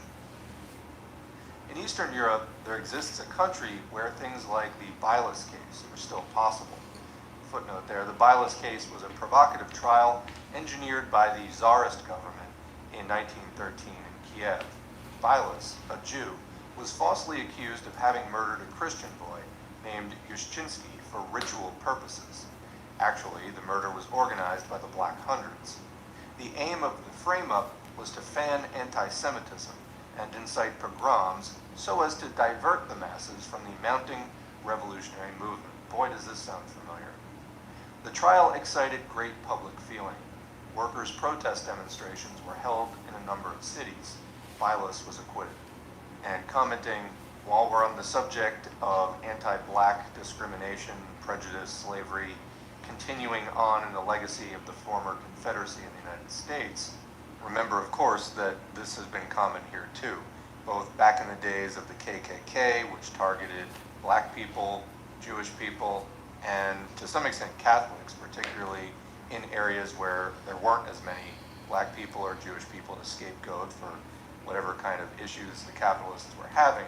That really is what it's all about. It's scapegoating, diverting attention, diverting calls for social justice and social change into some kind of racial struggle, some other kind of national, ethnic-oriented sort of conflict. The essence of fascism, in my opinion, is trying to divert revolutionary energy coming from class struggle towards some kind of conflict that serves the status quo. In other words, turning class struggle into race struggle, for example. See the Understanding Fascism playlist at the S4A channel for more on this. Back to the main text. And Jews are condemned by the Purishkeviches to a condition worse than that of the Negroes. In that country, a scheme for nationalizing Jewish schools was recently mooted in the ministry. Happily, this reactionary utopia is no more likely to be realized than the utopia of the Austrian petty bourgeoisie, who have despaired of achieving consistent democracy or of putting an end to national bickering, and have invented for the nations school education compartments to keep them from bickering over the distribution of schools, but have constituted themselves for an external bickering of one national culture with another. In Austria, the idea of cultural national autonomy has remained largely a flight of literary fancy, which the Austrian Social Democrats themselves have not taken seriously. In Russia, however, it has been incorporated in the programs of all the Jewish bourgeois parties and of several petty bourgeois opportunist elements in the different nations. For example, the Bundists, the liquidators in the Caucasus, and the Conference of Russian Parties of the Left Narodnik or populist trend. Parentheses, this conference, we will mention parenthetically, took place in 1907, its decision being adopted with abstention on the part of the Russian Socialist Revolutionaries and the PSP, or the Polish Social Patriots. Abstention from voting is a method surprisingly characteristic of the Socialist Revolutionaries and PSP when they want to show their attitude toward a most important question of principle in the sphere of the national program. There's a couple of footnotes there. The Socialist Revolutionaries, I mentioned before, were a petty bourgeois party in Russia, which came into being at the end of 1901 and beginning of 1902 as a result of a merger of various Narodnik and populist groups and circles. The SRs saw no class distinctions between the proletarian and the petty proprietor, played down the class differentiation and antagonisms within the peasantry, and refused to recognize the proletariat's leading role in the revolution. Their views were an eclectic mixture of the ideas of narratism and revisionism. In Lenin's words, they tried to mend the rents in the Narodnik ideas with bits of fashionable opportunist, quote, criticism of Marxism. The Socialist Revolutionaries' agrarian program envisaged the abolition of private ownership of the land, which was to be transferred to the village commune on the basis of the labor principle and equalized land tenure, and also the development of cooperatives. This program, which the SRs called socialization of the land, had nothing socialist about it. In his analysis of this program, Lenin showed that the preservation of commodity production and private farming on communal land would not do away with the domination of capital or would not free the toiling peasantry from exploitation and impoverishment. Neither could the cooperatives be a remedy for the small farmers under capitalism, as they served only to enrich the rural bourgeoisie. At the same time, as Lenin pointed out, the demand for equalized land tenure, though not socialistic, was of a progressive, revolutionary democratic character, inasmuch as it was directed against reactionary landlordism. The Bolshevik Party exposed the attempts of the SR to pass themselves off as socialists. It waged a stubborn fight against them for influence over the peasantry and revealed the damage that their tactic of individual terrorism was causing to the working class movement. At the same time, the Bolsheviks, on definite terms, entered into temporary agreements with the socialist revolutionaries to combat Tsarism. The Socialist Revolutionary Party's political and ideological instability and organizational incohesion, as well as its constant vacillation between the liberal bourgeoisie and the proletariat, were due to the absence of class homogeneity among the peasantry. So just a comment there, that's the second mention of class stratification in the peasantry. There are poor peasants, there are middle peasants, there are rich peasants. You can even, in some cases, break it down further. For a really good example of this, look at Mao's 1933 text, How to Differentiate the Classes in the Rural Areas. We have that on the channel. But yeah, peasants are not all equal in terms of class standing. Continuing. During the first Russian Revolution, the right wing of the SRs broke away from the party and formed the legal Labor Popular Socialist Party, whose views were close to those of the Constitutional Democrats, or Cadets. That was a bourgeois party. While the left wing split away and formed a semi-anarchist league of maximalists. During the period of the Stolypin reaction, the Socialist Revolutionary Party suffered a complete breakdown ideologically and organizationally. During the First World War, most of its members took a social chauvinist stand. After the February bourgeois democratic revolution of 1917, the Socialist Revolutionaries, together with the Mensheviks and the Cadets, were the mainstay of the counter-revolutionary provisional government of the bourgeoisie and landlords. The leaders of the SR party, Kerensky, Avksentiev, and Chernov, were members of this cabinet. The SR party refused to support the peasants' demand for the abolition of landlordism and stood for the preservation of landlord ownership. The SR members of the provisional government authorized punitive action against peasants who had seized landed estates. So, quick comment there. This is what happened between the February 1917 revolution, where the Tsar was deposed in Russia, and the October Revolution, also of 1917, when the Bolsheviks, really just later that year, about 9 months later, overthrew the bourgeoisie, which was trying to set up a provisional government. Part of what was happening in that process is that the cadets, basically representing the bourgeoisie, were joined by the Mensheviks, today's Sokdens, and the socialist revolutionaries, these kind of petty bourgeois radlibs. And basically all of these, sometimes former allies of the Bolsheviks were just sidling up to the bourgeoisie, and as you can see, they were taking actions really in support of some of the worst elements of capitalism. And the key thing here being, at a time when socialist revolution was within the grasp of the proletariat peasantry alliance. Utter betrayal there at just a totally pivotal moment. Anyway, continuing. At the end of November 1917, the left wing of the SR party formed an independent party of left socialist revolutionaries who, in an endeavor to preserve their influence among the peasant masses, formally recognized Soviet rule and entered into an agreement with the Bolsheviks. Shortly, however, they began a struggle against the Soviets.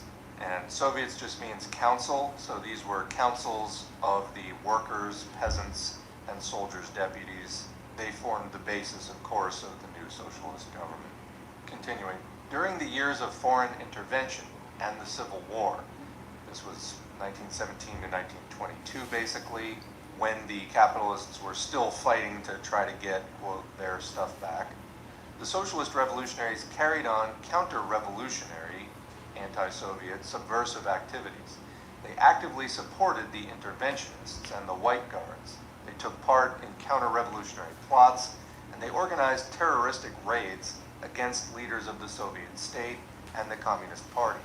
After the Civil War, the socialist revolutionaries continued their anti-Soviet activities within the country and in the camp of the white emigres. So that's the socialist revolutionaries. Now on to the Polish Socialist Party. This was a reformist nationalist organization founded in 1892, adopting the slogan of struggle for an independent Poland.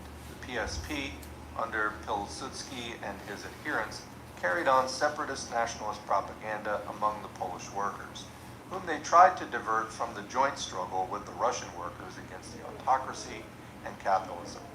Throughout the history of the PSP, left-wing groups kept springing up within the party as a result of the activities of the rank-and-file workers.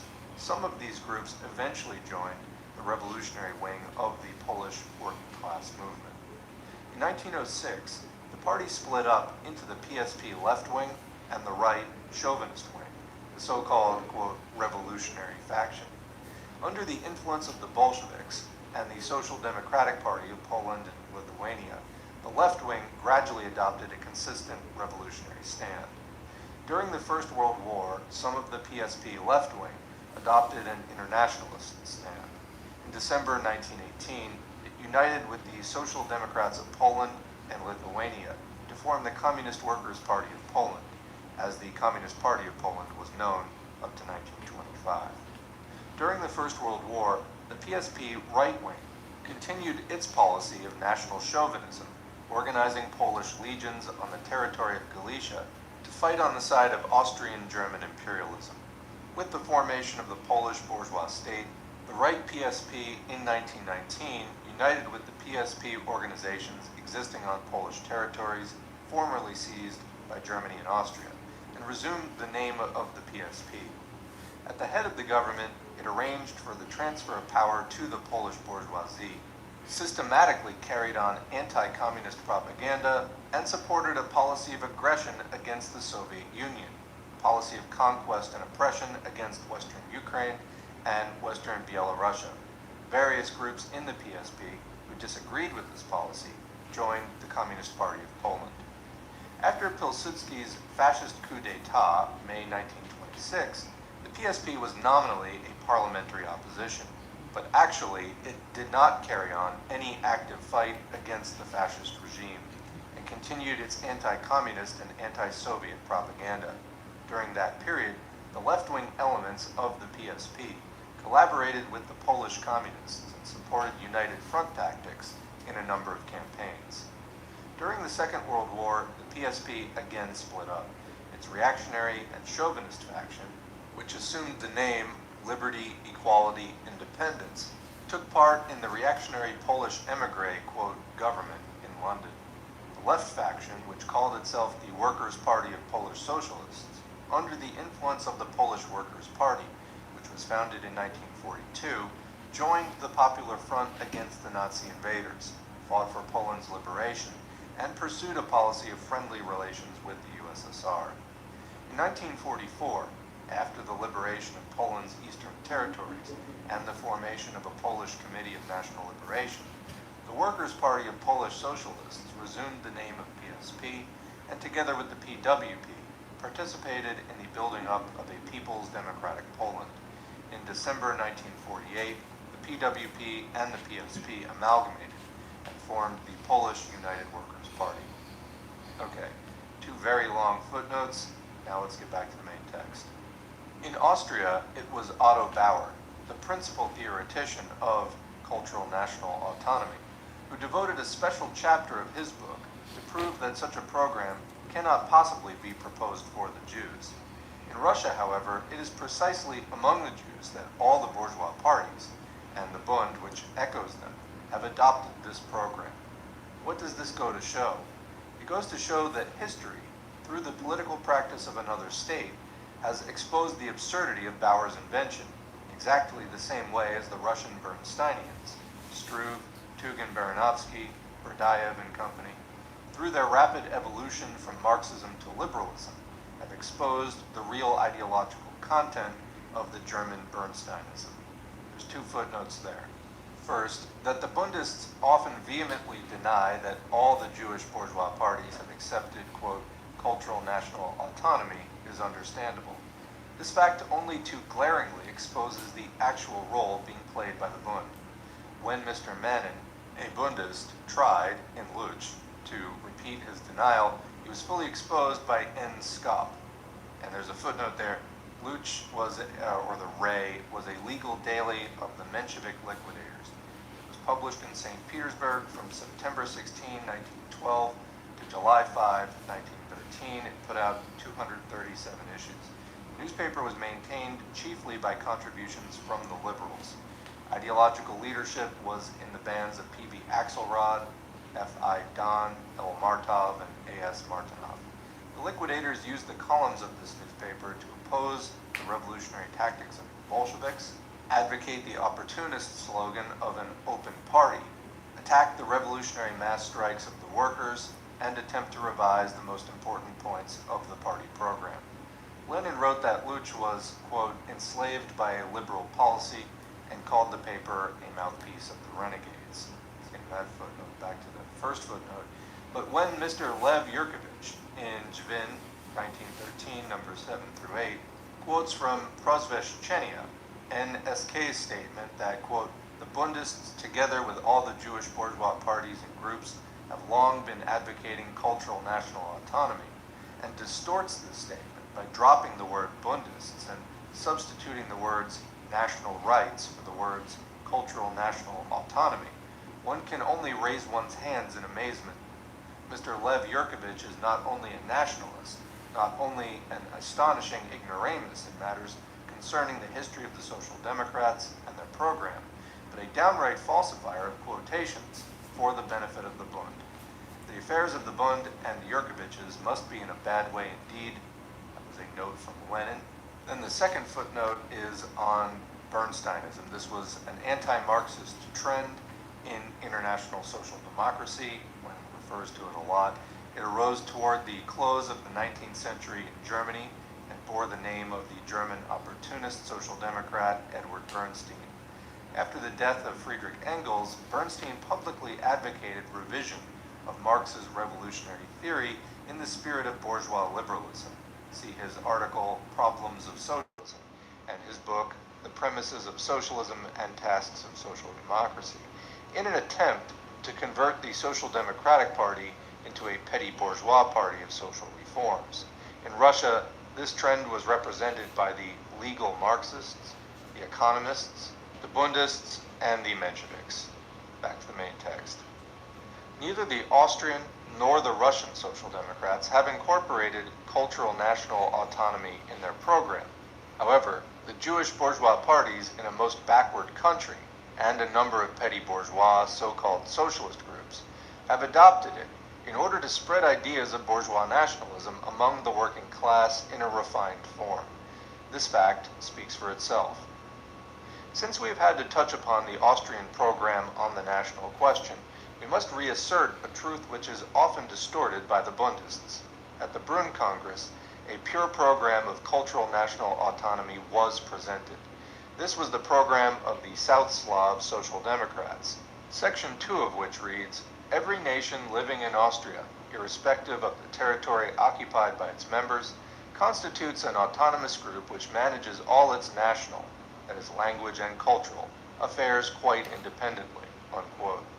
This program was supported not only by Christan but by the influential Ellen Bogen, but it was withdrawn. Not a single vote was cast for it. A territorialist program was adopted, i.e. one that did not create any national groups, quote, irrespective of the territory occupied by the members of the nation, unquote. Clause 3 of the adopted program reads, quote, the self-governing regions of one and the same nation shall jointly form a nationally united association, which shall manage its national affairs on an absolutely autonomous basis, unquote.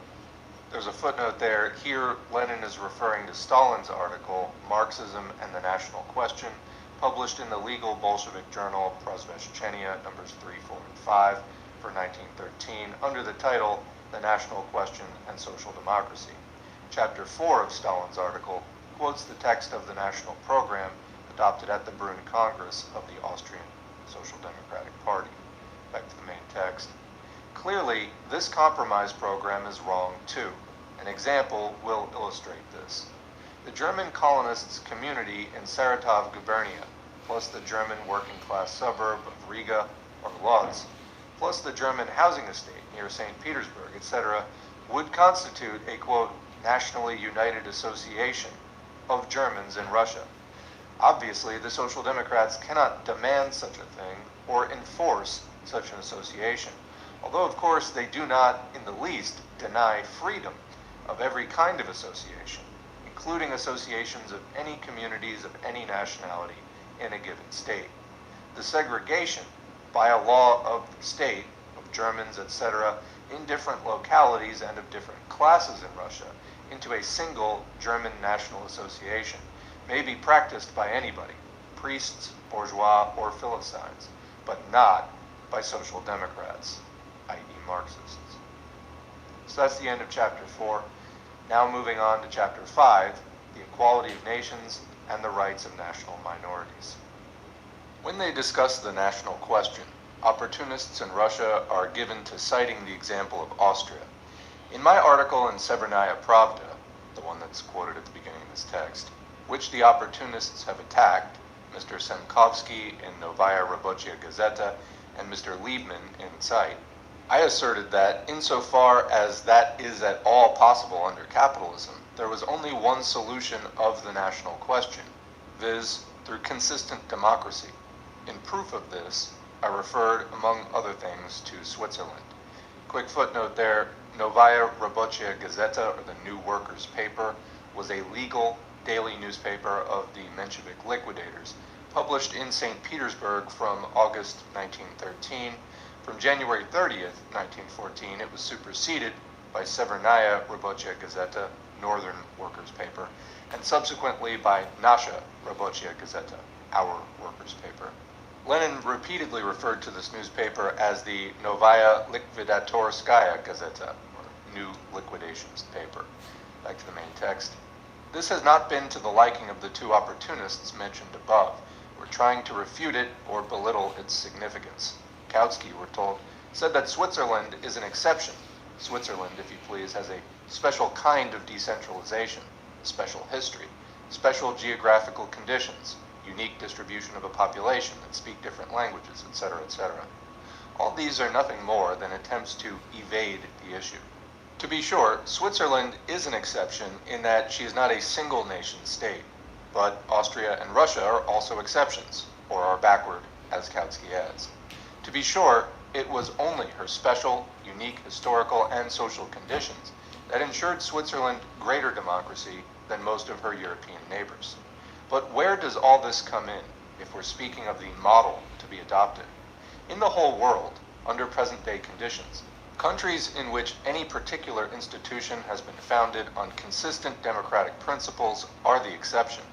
Does this prevent us in our program from upholding consistent democracy in all institutions? Switzerland's special features lie in her history, her geographical and other conditions.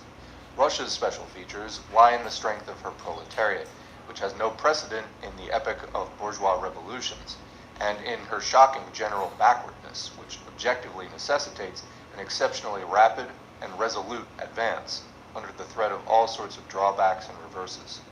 We are evolving a national program from the proletarian standpoint. Since when has it been recommended that the worst examples, rather than the best, be taken as a model? At all events, does it not remain an indisputable and undisputed fact that national peace under capitalism has been achieved, insofar as it is achievable, exclusively in countries where consistent democracy prevails? Since this is indisputable, the opportunists' persistent references to Austria instead of Switzerland are nothing but a typical cadet device, for the cadets always copy the worst European constitutions rather than the best. There's a footnote there. The cadets were members of the Constitutional Democratic Party, the principal party of the liberal monarchist bourgeoisie in Russia. It was formed in October 1905. It consisted of representatives of the bourgeoisie, landlord members of the Zemstvos, and bourgeois intellectuals. Prominent leaders of the cadets were P.N. Milyakov, S.A. Morantsev, V.A. Maklakov, A.I. Shingaryov, P.B. Struve, and F.I. Rodachev. To mislead the masses, the cadets called themselves, quote, the Party of People's Freedom, but actually they went no further than the demand for a constitutional monarchy. They considered the fight against the revolutionary movement their chief aim, and strove to share power with the Tsar and the feudalist landlords. Quick comment, I just always think of the situation in the United States today where you have the Democrats, very similar to the cadets in this way. They want this, I mean, we don't have a monarchy in the United States, but the most backward reactionary neo-Confederate elements are obviously in the Republican Party, though it's not exclusively maybe to every last Republican, but pretty close. Anyway, the Democrats just want to share power with them, very similar to the way that the cadets just wanted to have a constitutional monarchy, and their principal aim was opposing the revolutionary left. That way, the struggle is centered on, oh, capitalism is better than feudalism, rather than actually, having to face what the future might hold, what is more progressive than them. It's not one-to-one, but similar dynamics, I would say. Continuing, during World War I, the cadets actively supported the Tsarist government's aggressive foreign policy. And during the February 1917 bourgeois democratic revolution, they tried to save the monarchy. Holding key posts in the bourgeois provisional government, the cadets pursued an anti-popular and counter-revolutionary policy. After the victory of the October Socialist Revolution, the cadets came out as the avowed enemies of Soviet rule, taking part in all armed counter-revolutionary acts and campaigns of the interventionists. Living abroad as emigres after the defeat of the interventionists and White Guards, the cadets continued their anti-Soviet activities. Back to the main text. In Switzerland, there are 3 official languages, but bills submitted to a referendum are printed in 5 languages. That is to say, in 2 Romansh dialects, in addition to the 3 official languages. According to the 1900 census, these 2 dialects are spoken by 38,651 out of the 3.3 million inhabitants of Switzerland, i.e. by a little over 1%. In the army, commissioned and non-commissioned officers, quote, are given the fullest freedom to speak to the men in their native language, unquote. In the cantons of Graubünden and Wallis, each with a population of a little over 100,000, both dialects enjoy complete equality. There's a footnote there from Lenin, see René Henry, La Suisse et la question des langues, Bern, 1907. The question is, should we advocate and support this, the living experience of an advanced country, or borrow from the Austrians inventions like extraterritorial autonomy, which have not yet been tried out anywhere in the world, and have not yet been adopted by the Austrians themselves? To advocate this invention is to advocate the division of school education according to nationality. That is a downright harmful idea. The experience of Switzerland proves, however, that the greatest relative degree of national peace can be, and has been, ensured in practice where you have a consistent, again, relative, within capitalism, democracy throughout the state. Quote, in Switzerland, say people who have studied this question, quote, there is no national question in the East European sense of the term. The very phrase, national question, is unknown there. Switzerland left the struggle between nationalities a long way behind in 1797 to 1803. There's a footnote there. Lenin says, see Ed Blocher, B-L-O-C-H-E-R, Die Nationalitäten in der Schweiz, Berlin, 1910. This means that the epoch of the Great French Revolution, which provided the most democratic solution of the current problems of the transition from feudalism to capitalism, succeeded incidentally, en passant, in, quote, solving the national question. Yet the Semkovskys, Liebmans, and other opportunists now try to assert that this, quote, exclusively Swiss solution is inapplicable to any uyezd, or even part of an uyezd in Russia, where out of a population of only 200,000, 40,000 speak 2 dialects and want to have complete equality of language in their area. Advocacy of complete equality of nations and languages distinguishes only the consistently democratic elements in each nation, i.e. only the proletarians, and unites them, not according to nationality, but in a profound and earnest desire to improve the entire system of state. On the contrary, advocacy of cultural national autonomy, despite the pious wishes of individuals and groups, divides the nations, and in fact draws the workers and the bourgeoisie of any one nation closer together. The adoption of this cultural national autonomy by all the Jewish bourgeois parties. Guaranteeing the rights of a national minority is inseparably linked up with the principle of complete equality. In my article in Severnaya Pravda, this principle was expressed in almost the same terms as in the latter, official and more accurate decision of the Conference of Marxists. That decision demands, quote, the incorporation in the Constitution of a fundamental law which shall declare null and void all privileges enjoyed by any one nation and all infringements of the rights of a national minority, unquote. Mr. Liebman tries to ridicule this formula and asks, quote, who knows what the rights of a national minority are, unquote. Do these rights, he wants to know, include the right of the minority to have, quote, its own program for the national schools? How large must the national minority be to have the right to have its own judges, officials, and schools with instruction in its own language? Mr. Liebman wants it to be inferred from these questions that a, quote, positive national program is essential. Actually, these questions clearly show what reactionary ideas Arbundus tries to smuggle through under cover of a dispute on supposedly minor details and particulars. Quote, its own program in its national schools. Marxists, my dear National Socialist, have a general school program which demands, for example, an absolutely secular school. As far as Marxists are concerned, no departure from this general program is anywhere or at any time permissible in a democratic state. The question of introducing any local subjects, languages, and so forth into it being decided by the local inhabitants. However, from the principle of, quote, taking educational affairs out of the hands of the state and placing them under the control of the nations, it ensues that we, the workers, must allow the nations in our democratic state to spend the people's money on clerical schools. Without being aware of the fact, Mr. Liebman has clearly demonstrated the reactionary nature of cultural national autonomy. Quote, how large must a national minority be? This is not defined even in the Austrian program, of which the Bundists are enamored. It says, more briefly and less clearly than our program does, quote, the rights of the national minorities are protected by a special law to be passed by the imperial parliament, unquote, section 4 of the Brune program. Why has nobody asked the Austrian Social Democrats the question, what exactly is that law? And exactly which rights and of which minority is it to protect? That is because all sensible people understand that it is inappropriate and impossible to define particulars in a program. A program lays down only fundamental principles. In this case, the fundamental principle is implied with the Austrians and directly expressed in the decision of the latest conference of Russian Marxists. That principle is no national privileges and no national inequality.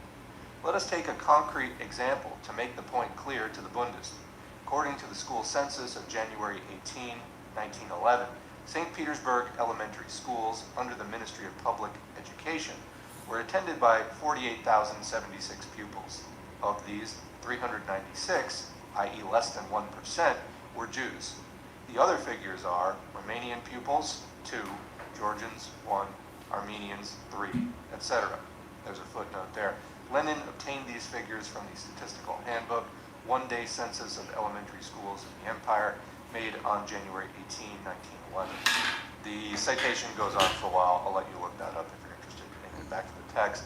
Is it possible to draw up a positive national program that will cover this diversity of relationships and conditions? And St. Petersburg is, of course, far from being the city with the most mixed population in Russia. Even such specialists in national subtleties as the Bundists would hardly be able to draw up such a program. And yet, if the constitution of the country contained a fundamental law rendering null and void every measure that infringed the rights of a minority, any citizen would be able to demand the rescinding of orders prohibiting, for example, the the hiring at state expense of special teachers of Hebrew, Jewish history, and the like, or the provision of state-owned premises for lectures for Jewish, Armenian, or Romanian children, or even for the one Georgian child.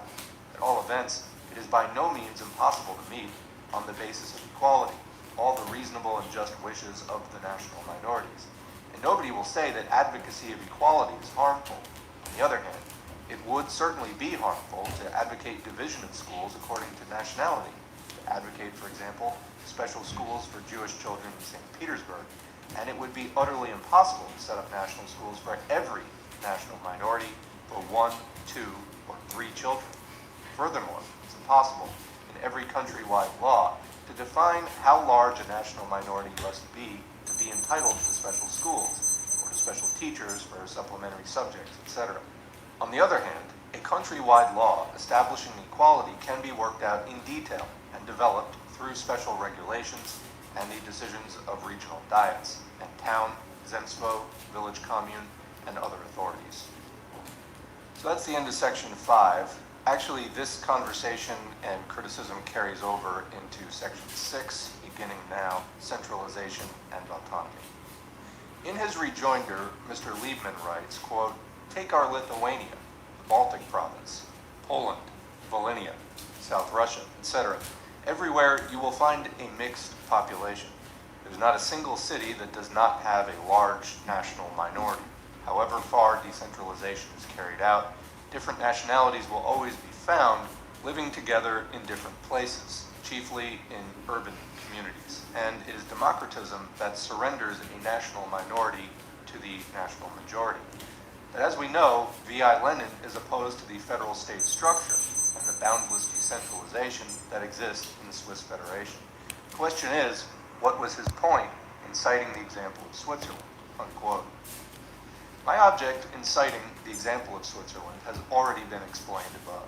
I have also explained that the problem of protecting the rights of a national minority can be solved only by a countrywide law promulgated in a consistently democratic state that does not depart from the principle of equality. But in the passage quoted above, Mr. Liebman still repeats another of the most common and most fallacious arguments or skeptical remarks which are usually made against the Marxist national program, and which therefore deserve examination. Marxists are, of course, opposed to federation and decentralization for the simple reason that capitalism requires for its development the largest and most centralized possible states. Other conditions being equal, the class-conscious proletariat will always stand for the larger state.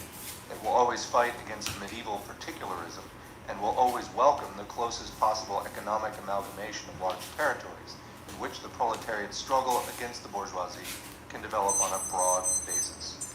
Capitalism's broad and rapid development of the productive forces calls for large, politically compact, and united territories, since only here can the bourgeois class, together with its inevitable antipode, the proletarian class, unite and sweep away all the old, medieval, caste, parochial, petty national, religious, and other barriers. The right of nations to self-determination, i.e. the right to secede and form independent national states, will be dealt with elsewhere. But while, and insofar as, different nations constitute a single state, Marxists will never, under any circumstances, advocate either the federal principle or decentralization. The great centralized state is a tremendous historical step forward from medieval disunity to the future socialist unity of the whole world, and only via such a state, inseparably connected with capitalism, can there be any road to socialism. Quick comment here, we just did an audiobook, Marx and Engels, on the Bakuninists in Spain.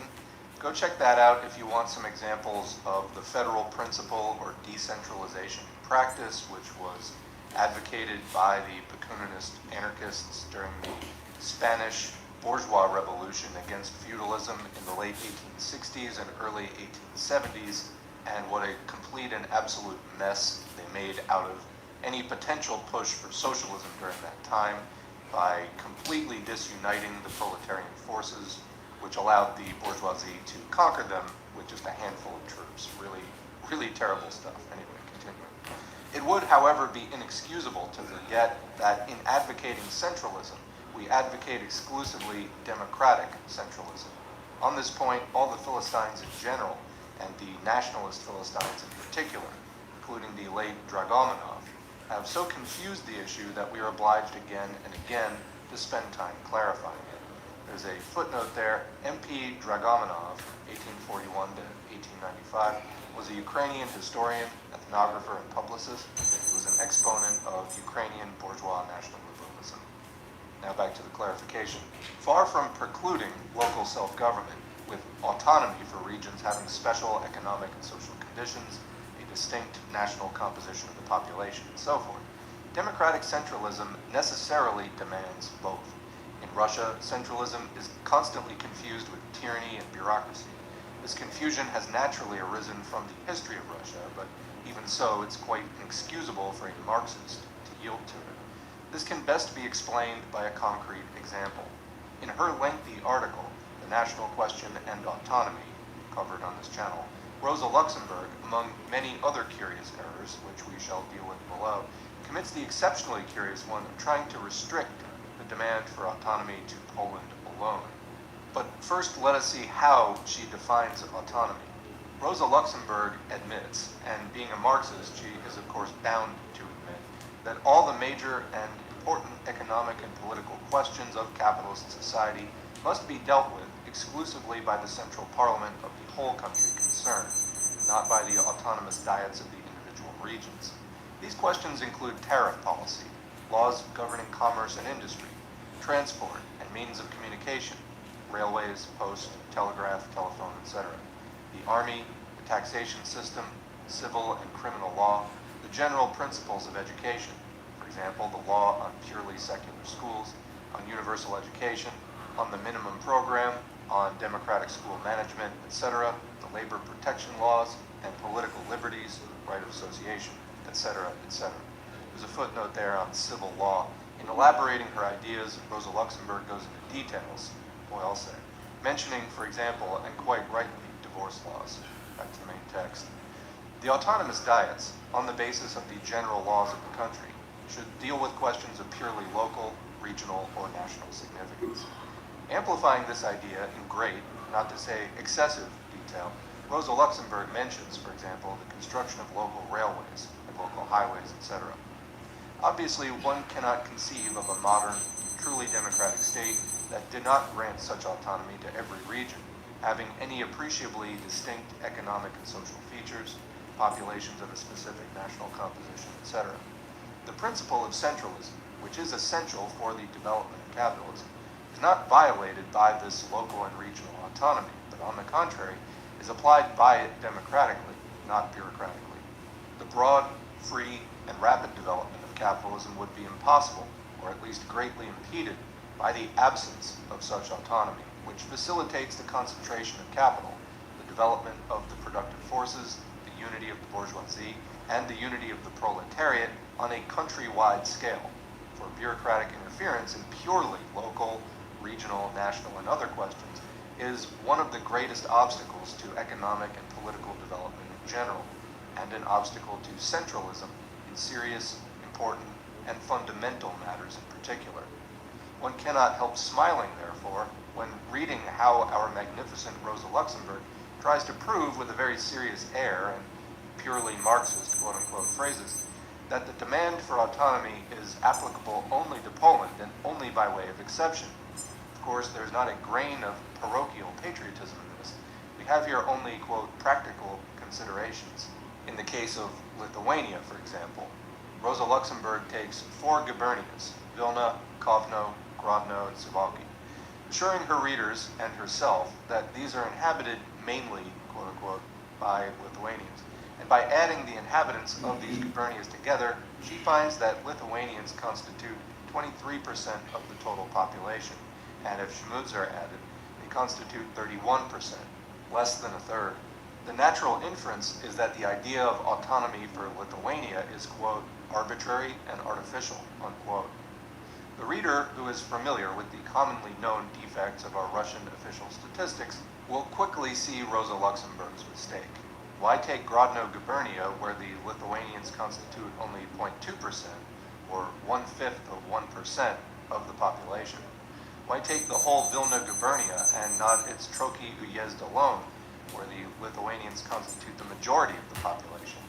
Why take the whole Suwalki gubernia and put the number of Lithuanians at 52% of the population, and not the Lithuanian Uyezds of that gubernia, i.e. 5 out of the 7, in which Lithuanians constitute 72% of the population?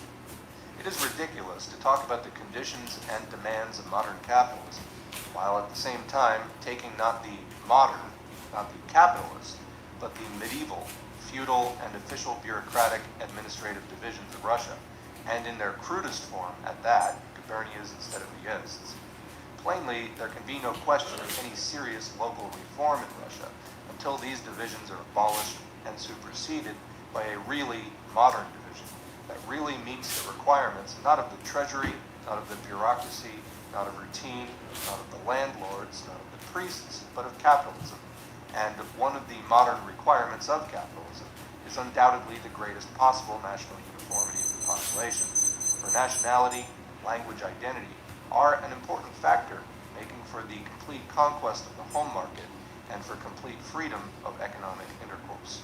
Oddly enough, this obvious mistake of Rosa Luxemburg's is repeated by the Bundesmedem, who sets out to prove not that Poland's specific features are, quote, exceptional, but that the principle of national territorial autonomy is unsuitable.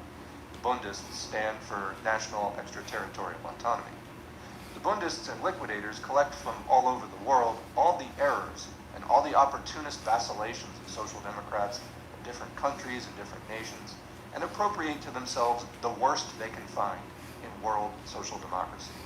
Quick reminder here, when Lenin says social democrats and social democracy prior to 1917, this is basically a blanket term for all of Marxism, not the post-communist split of welfare capitalists and reformists as we think of them today. A scrapbook of Bundist and liquidator writings could, taken together, serve as a model social democratic museum of bad taste. Regional autonomy, Medem tells us didactically, is good for a region or a, quote, territory, but not for Lettish, Estonian, or other areas, Okrugs, which have populations ranging from 500,000 to 2 million, and areas equal to a gubernia.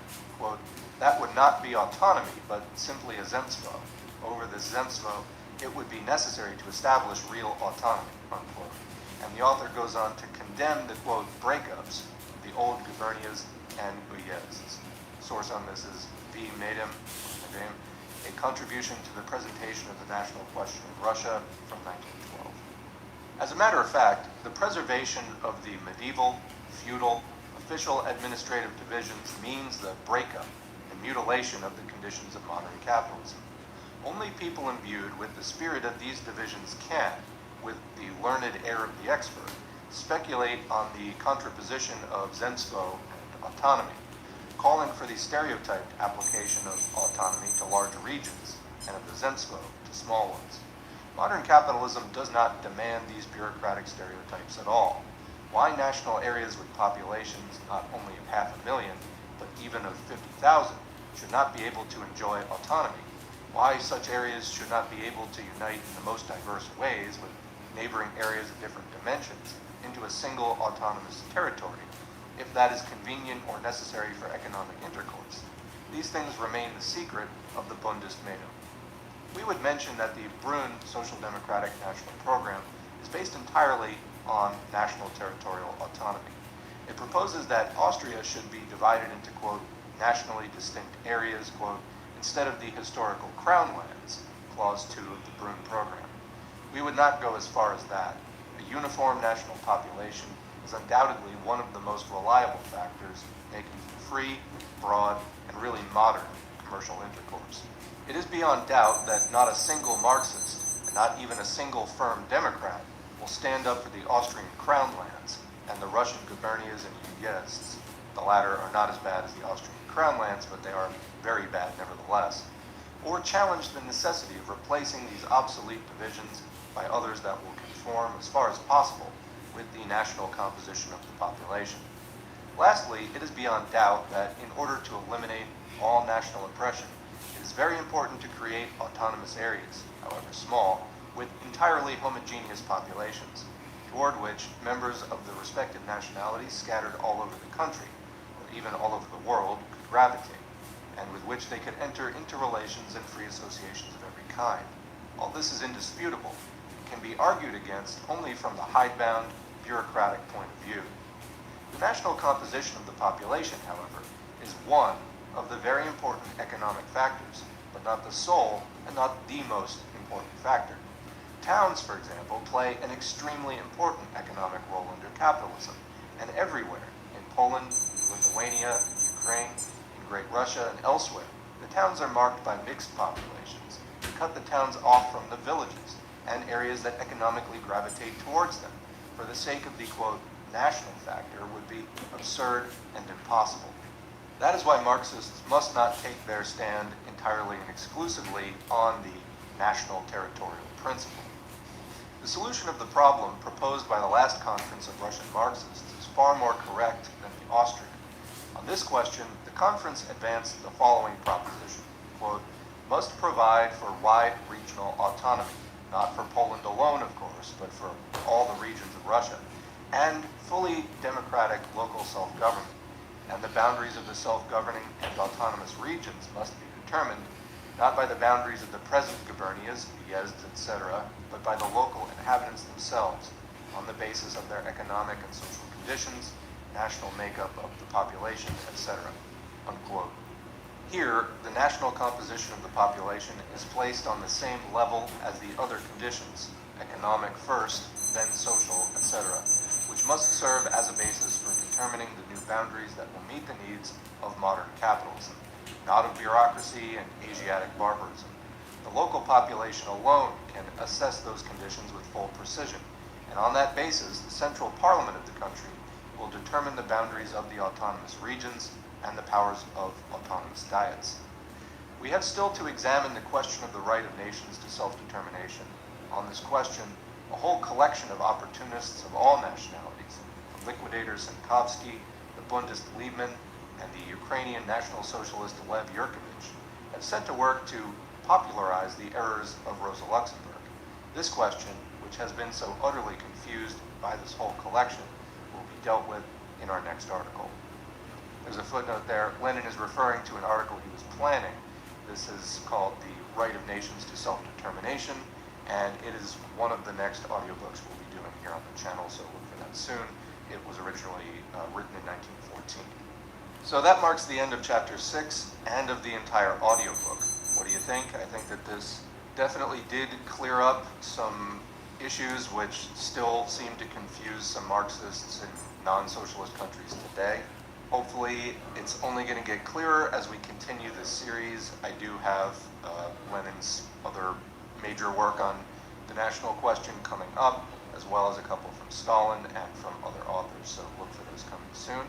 In the meantime, leave questions or comments in the comments area below. We'll continue the discussion there. I always welcome sincere and politely worded questions from anyone. This channel is designed to be accessible, though obviously if you're just coming to bash and be like, Mao killed 80 bajillion people, you know, that's not really welcome and you're probably just going to be banned. Anyway, I look forward to those comments. It's educational for me too, and sometimes they lead to entirely new ideas for videos or even video series, so do keep them coming. It also helps to boost the channel. Otherwise, thanks for listening, and thanks to the current patrons whose names are on the screen. If you'd like to get your name on the screen, head to patreon.com/socialismforall. You can sign up for as little as $2 a month or more. Every donation is encouraging. They're also really materially helpful, so thank you very much. I greatly appreciate these. It has allowed me to do more videos than I would have been able to do without them. So it definitely makes a difference. If you'd like to help out without or in addition to making a financial contribution, hitting like, share, subscribe, and leaving a comment, even if it's just thanks or good video. All of that engagement helps to boost the video in the YouTube algorithm, and of course sharing it on your social media helps to expose the content to people who wouldn't have seen it otherwise, helps to expand the audience, and expand the audience it has because the channel has just been growing month after month. We gained about 600 subscribers in the past month. Welcome to all the newcomers. There's hundreds, there's I think over 160 or 170 audiobooks on the channel currently, plus all the current events, so do get caught up. There's a lot to learn, and if you're brand new, maybe try the basic Marxism-Leninism study guide video playlist. That's got some major works on it. Otherwise, just look around at what's interesting and start there and ask questions, and this will lead you to other topics. Anyway, back in the real world, join an organization. All the education in the world is only going to get you so far. We do also have to get organized, and the idea here is we're trying to end capitalism. That is the historic duty of the working class, to end capitalism, not merely to criticize it. So do get organized, and capitalism is going into severe crisis. There are definite opportunities for more real-world agitation, education, and organization. So let's get out there and do it. Thanks again for listening, and we'll catch you in the next video.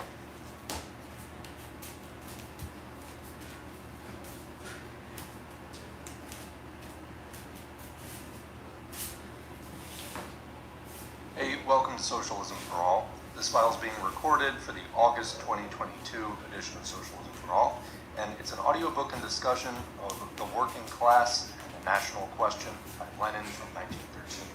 If you like this video, please click like and subscribe, and consider supporting on Patreon at patreon.com/socialismforall. You can find a link to Patreon in the video description. So this piece was published in Pravda number 106, May 10, 1913, and published according to that text. The source is Lenin Collected Works, Progress Publishers, 1977, Moscow, Volume 19.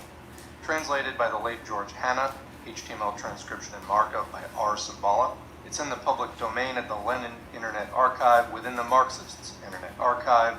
Marxists.org thanks as usual to MIA for hosting this file and thousands of other free Marxist texts. So let's get into the audiobook.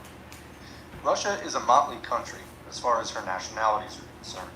Government policy, which is the policy of the landowner supported by the bourgeoisie, is steeped in Black Hundred nationalism. This policy is spearheaded against the majority of the peoples of Russia, who constitute the majority of her population.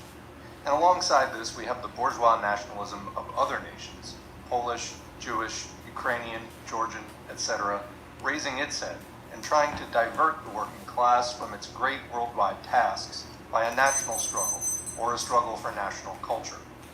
The national question must be clearly considered and solved by all class-conscious workers.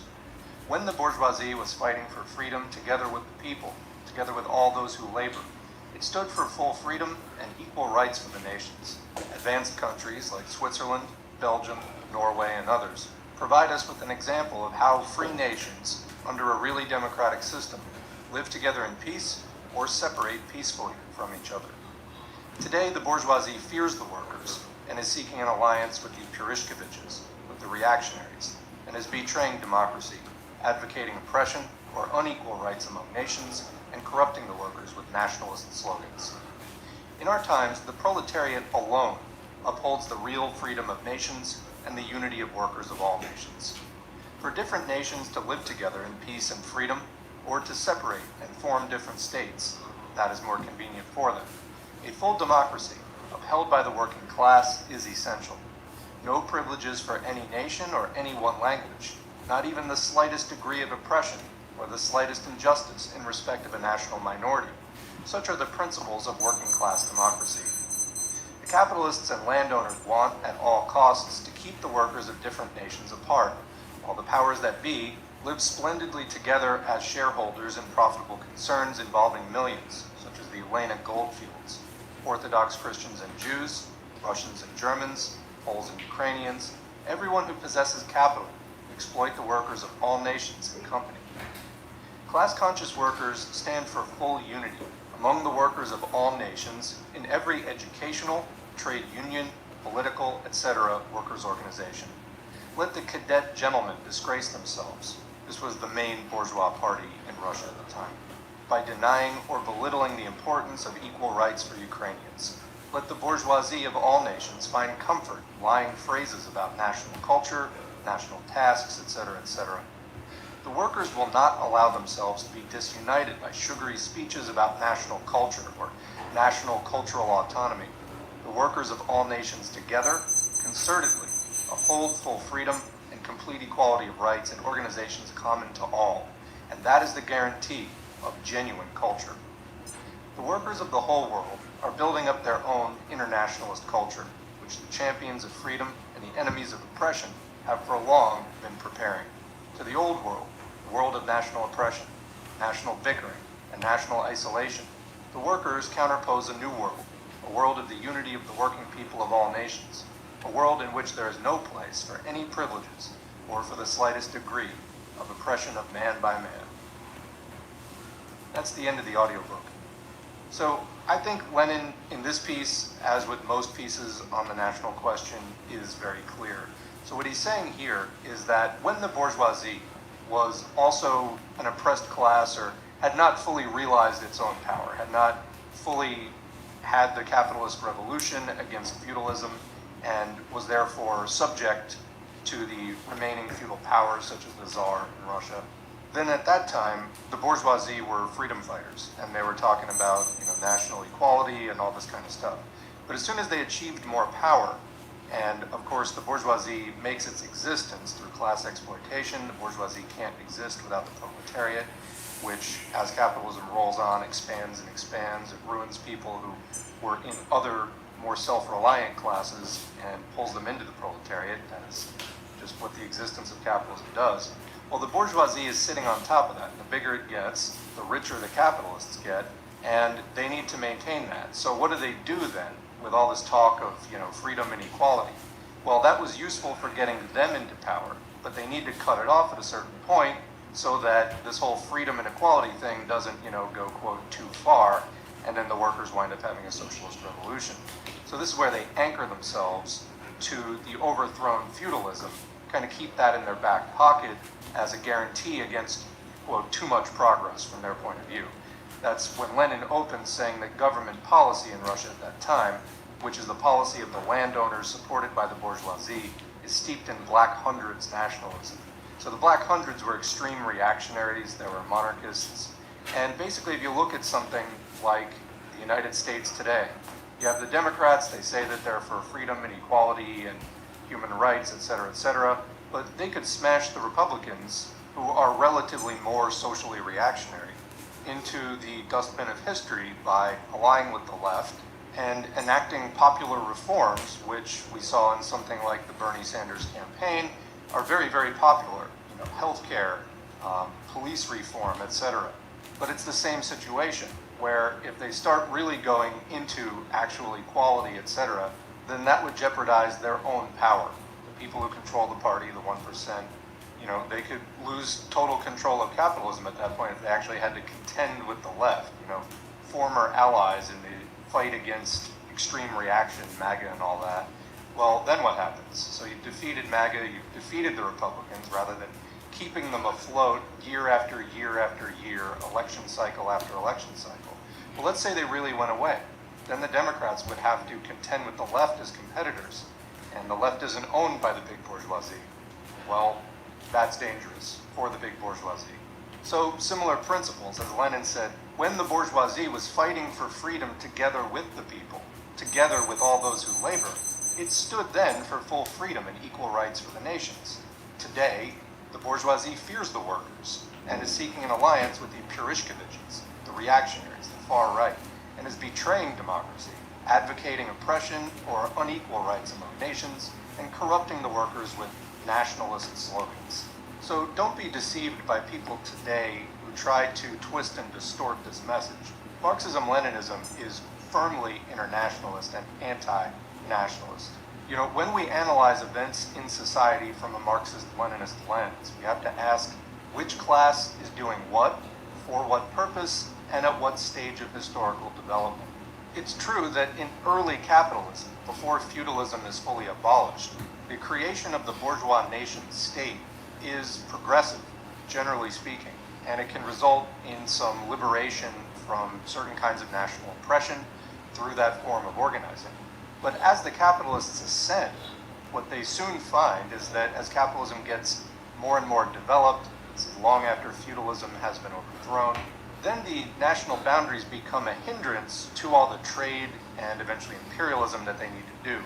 So really at that point, capital doesn't want to be restricted by borders anymore, but they do still serve as potential prisons for the minds of the working class, who the capitalists can keep divided through nationalist slogans, while the capitalists are fully internationalist and have class consciousness as they cooperate with each other in the exploitation of the working class in a fully transnational way. So today, in 2022, are we still at an early stage of capitalism? No. Capitalism turned to imperialism long ago.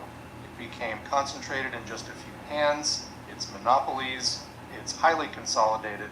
It has for a long time been exporting capital to underdeveloped countries to exploit them. So we're no longer in the age of rising capitalism and the bourgeois nation state being a progressive force. For most of the world, that ship sailed long ago in the course of historical development. So we're now fully in the age of imperialism, highly advanced international capitalism, and workers in whatever nation you may have been born into or find yourself in now need to realize capitalists reach across those borders constantly to cooperate with each other in exploiting you. What workers need to find now is the international solidarity required to crush the bourgeoisie across the entire world. Capitalism, now more than ever, is threatening massive wars and will continue to do so until such time as it is abolished. Who can do that? Only the working class. Anyway, I'm going to leave it there. What do you think? Leave a question or comment below. We'll pick this up in the comment section as always. Otherwise, thanks for listening, and thanks to the current patrons whose names are on the screen. Again, patreon.com/socialismforall if you'd like to get your name on the screen. That support is immensely helpful and has allowed me to spend a lot more time on this channel. Beyond that, like, share, subscribe, all that stuff helps YouTube to show this content to more people. Thanks again, and we'll catch you in the next video. Hey, welcome to Socialism for All. This file is being recorded for the October 2021 edition of Socialism for All. It's an audiobook and discussion of Marxism and Reformism by Lenin from 1913. If you like this video, please click like and subscribe, and consider supporting on Patreon. There's a link to Patreon in the video description. So this text is the 15th in a series that we're doing on the channel, which is the Basic Marxism-Leninism Study Guide curriculum. This is a curriculum put together by the organization MAI, or Movimiento Anti-Imperialista, Movement Against Imperialism. And it's a great way to learn the basics of Marxism-Leninism, which is an ideology which has informed not just the Soviet Union, but many other socialist countries and socialist movements over time.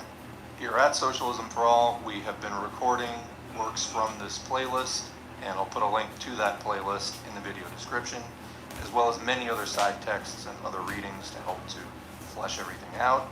So do make use of the playlists. That's what they're there for, as a learning aid. So let's get into this text. Marxism and Reformism was published in Pravda Truda, number 2, September 12, 1913, signed V.I., published according to that text. The source is Lenin Collected Works, Progress Publishers, 1977, Moscow, Volume 19, translated by the late George Hanna, HTML transcription by R. Symbala, and it's in the public domain at Marxists Internet Archive. Thanks as usual to MIA at Marxists.org for hosting this and thousands of other free Marxist texts. Please go check them out. So let's get into the text. Unlike the anarchists, the Marxists recognize struggle for reforms, i.e. for measures that improve the conditions of the working people without destroying the power of the ruling class. At the same time, however, the Marxists wage a most resolute struggle against the reformists, who directly or indirectly restrict the aims and activities of the working class to the winning of reforms. Reformism is bourgeois deception of the workers, who, despite individual improvements, will always remain wage slaves as long as there is the domination of capital. The liberal bourgeoisie grant reforms with one hand and with the other always take them back, reduce them to naught, use them to enslave the workers, to divide them into separate groups, and perpetuate wage slavery. For that reason, reformism, even when quite sincere, in practice becomes a weapon by means of which the bourgeoisie corrupt and weaken the workers. The experience of all countries shows that the workers who put their trust in the reformists are always fooled. And conversely, workers who have assimilated Marx's theory, i.e. realized the inevitability of wage slavery so long as capitalist rule remains, will not be fooled by any bourgeois reforms. Understanding that where capitalism continued to exist, reforms cannot be either enduring or far-reaching. The workers fight for better conditions and use them to intensify the fight against wage slavery. The reformists try to divide and deceive the workers to divert them from the class struggle by petty concessions. But the workers, having seen through the falsity of reformism, utilize reforms to develop and broaden their class struggle. The stronger reformist influence is among the workers, the weaker they are, the greater their dependence on the bourgeoisie, and the easier it is for the bourgeoisie to nullify reforms by various subterfuges. The more independent the working class movement, the deeper and broader its aims, and the freer it is from reformist narrowness, the easier it is for the workers to retain and utilize improvements. There are reformists in all countries, for everywhere the bourgeoisie seek, in one way or another, to corrupt the workers and turn them into contented slaves who have given up all thought of doing away with slavery. In Russia, the reformists are liquidators who renounce our past and try to lull the workers with dreams of a new, open, legal party. Recently, the St. Petersburg liquidators were forced by Severnaya equals Pravda to defend themselves against the charge of reformism. Their arguments should be carefully analyzed in order to clarify an extremely important question. We are not reformists, the St. Petersburg liquidators wrote, because we have not said that reforms are everything and the ultimate goal nothing. We have spoken of movement to the ultimate goal. We have spoken of advancing through the struggle for reforms to the fullness of the aims set. Let us now see how this defense squares with the facts. First fact, the liquidators Sedov, summarizing the statements of all the liquidators, wrote that of the Marxists, quote, 3 pillars, 2 are no longer suitable for our agitation. Sedov retained the demand for an 8-hour day, which theoretically can be realized as a reform. He deleted, or relegated to the background, the very things that go beyond reforms. Consequently, Sedov relapsed into downright opportunism, following the very policy expressed in the formula, the ultimate goal is nothing. When the ultimate goal, even in relation to democracy, is pushed further and further away from our agitation, that is reformism. Second fact, the celebrated August conference of last year of the liquidators likewise pushed non-reformist demands further and further away, until some special occasion, instead of bringing them closer into the heart of our agitation.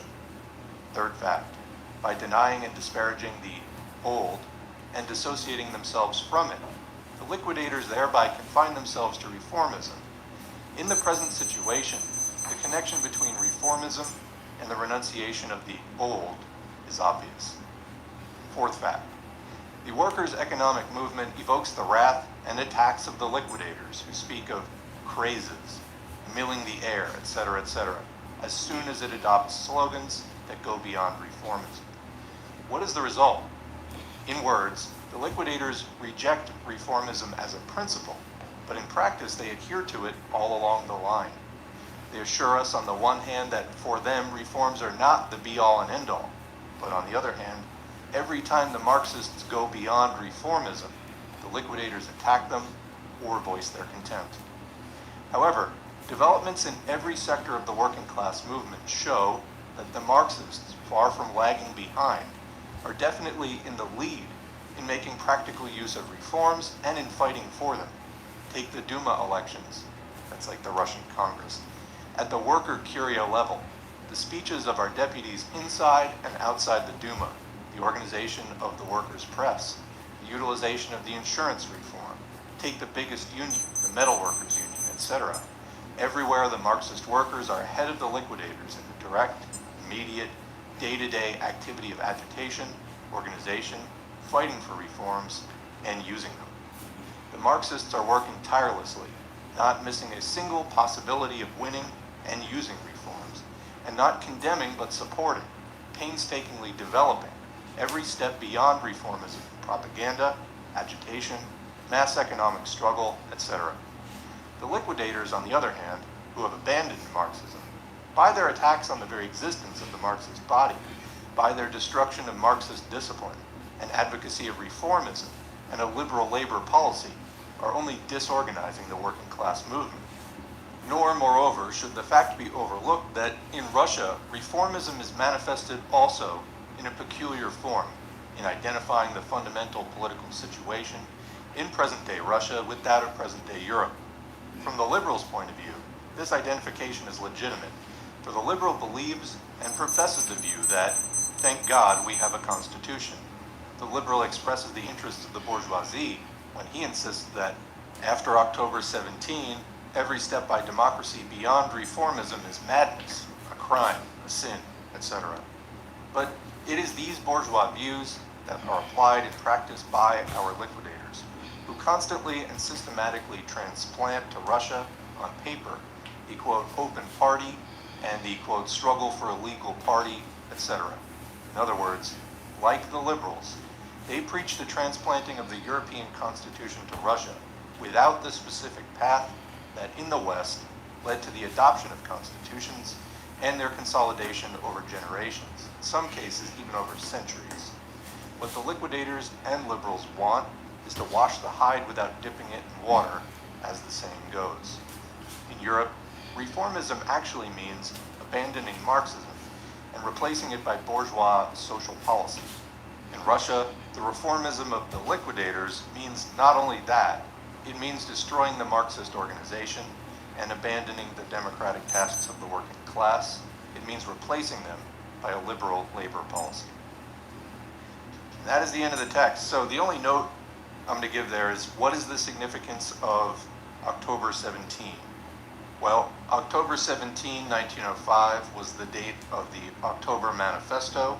Basically, this is a response by the Tsar under pressure from mass strike waves and, generally speaking, the Russian Revolution of 1905. So this was a liberalization. The October Manifesto promised some basic civil rights, and it also created the Duma, or parliament, without which no laws were supposed to be passed. So there you go. Otherwise, what do you think? Leave a comment below. We'll continue the discussion in the comments. Otherwise, thanks for listening. Thanks to the current patrons whose names are on the screen. If you'd like to get your name on the screen, head to patreon.com/socialismforall. Every donation is encouraging. They're also materially helpful, so thanks for those. If you'd like to help out without a donation, like, subscribe, click the notifications bell, leave a comment, and share the video in your social media. All of that helps to expand the audience and the conversation. Ultimately, whatever you do to expand the conversation about socialism online and in your community, thanks for doing it. Join an organization if there's a good one in your area, and we'll catch you in the next video.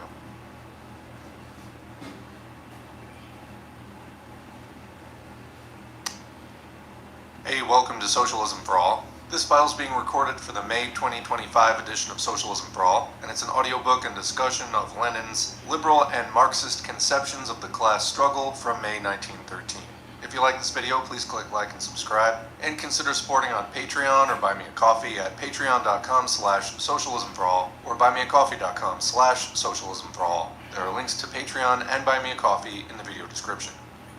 So in the most recent S4A live stream, which would be number 127, we had a Greek comrade who's a member of the Greek Communist Party, or KKE, drop in and recommend an article that had been published by their party titled Theoretical Issues Regarding the Program of the Communist Party of Greece. And one of the things I always like to do when reading an article is go through the footnotes and see what other articles that piece will reference. I found a lot of really good readings this way. And this piece, Liberal and Marxist Conceptions of the Class Struggle, is one of the pieces that was referenced by that article.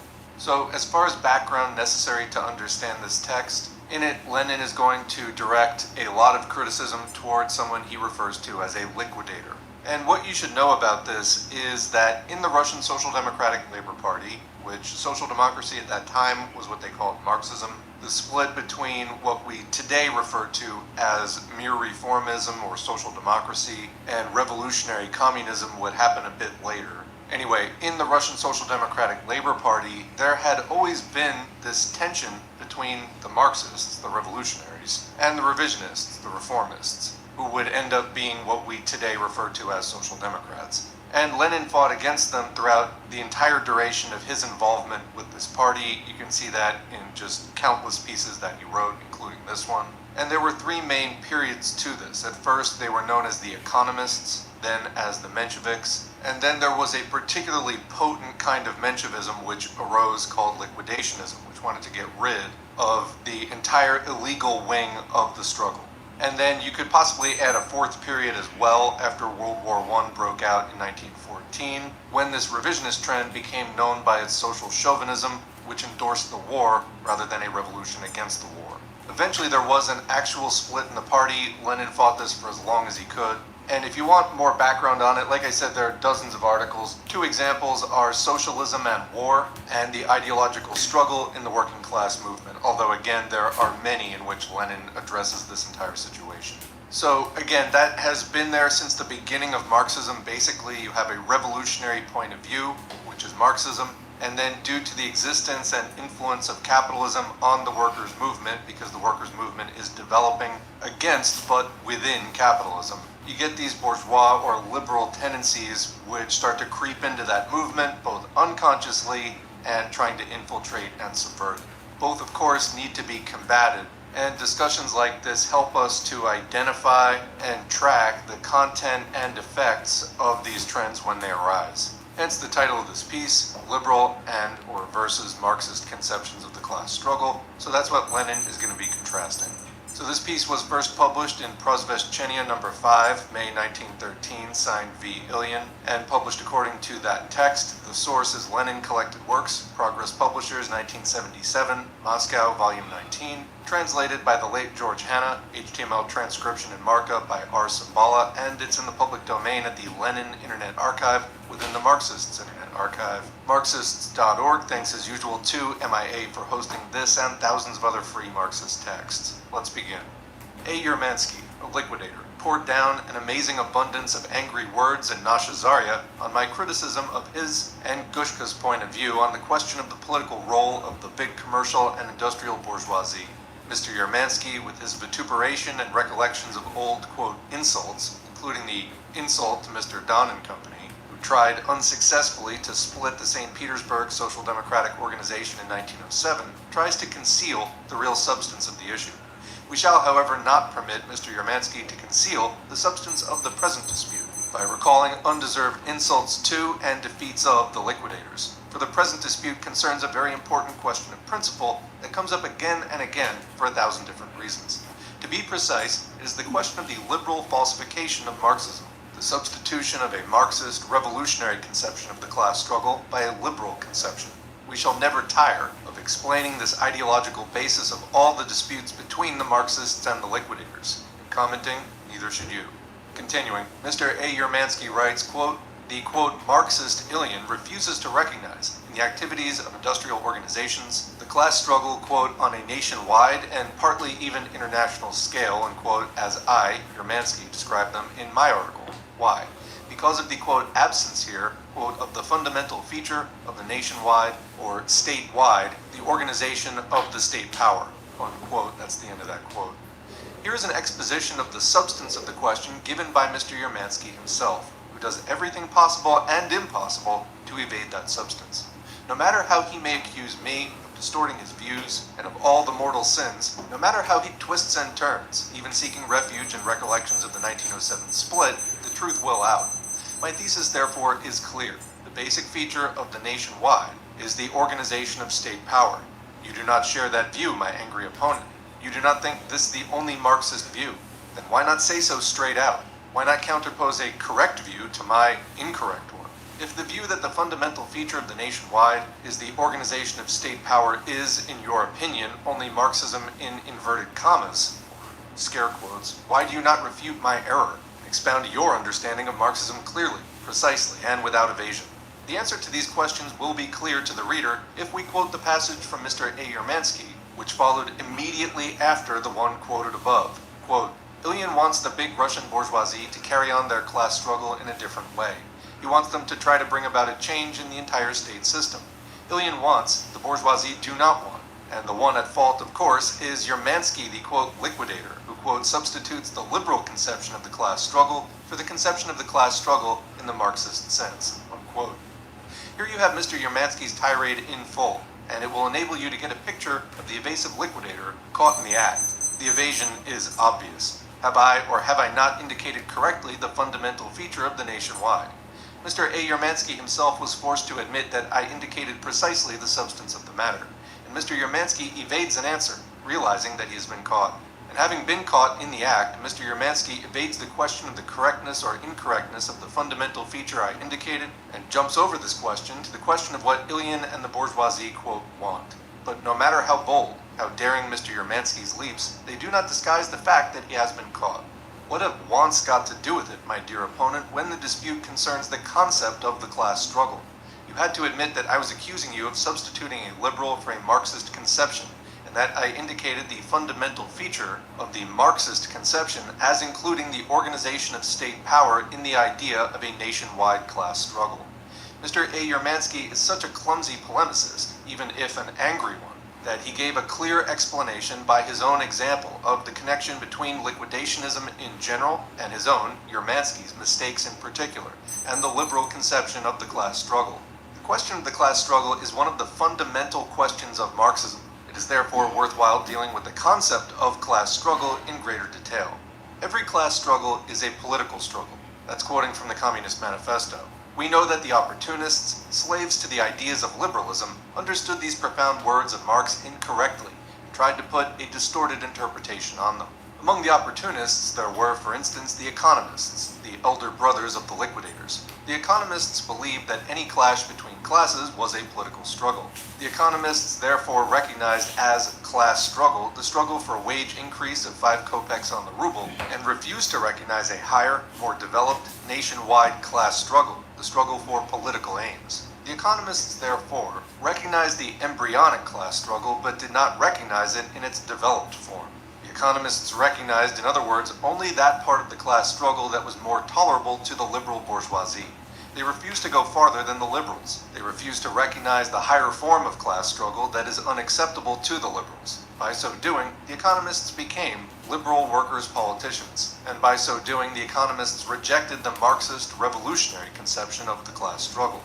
To continue, it is not enough that the class struggle becomes real, consistent, and developed only when it embraces the sphere of politics. In politics, too, it is possible to restrict oneself to minor matters, and it is possible to go deeper, to the very foundations.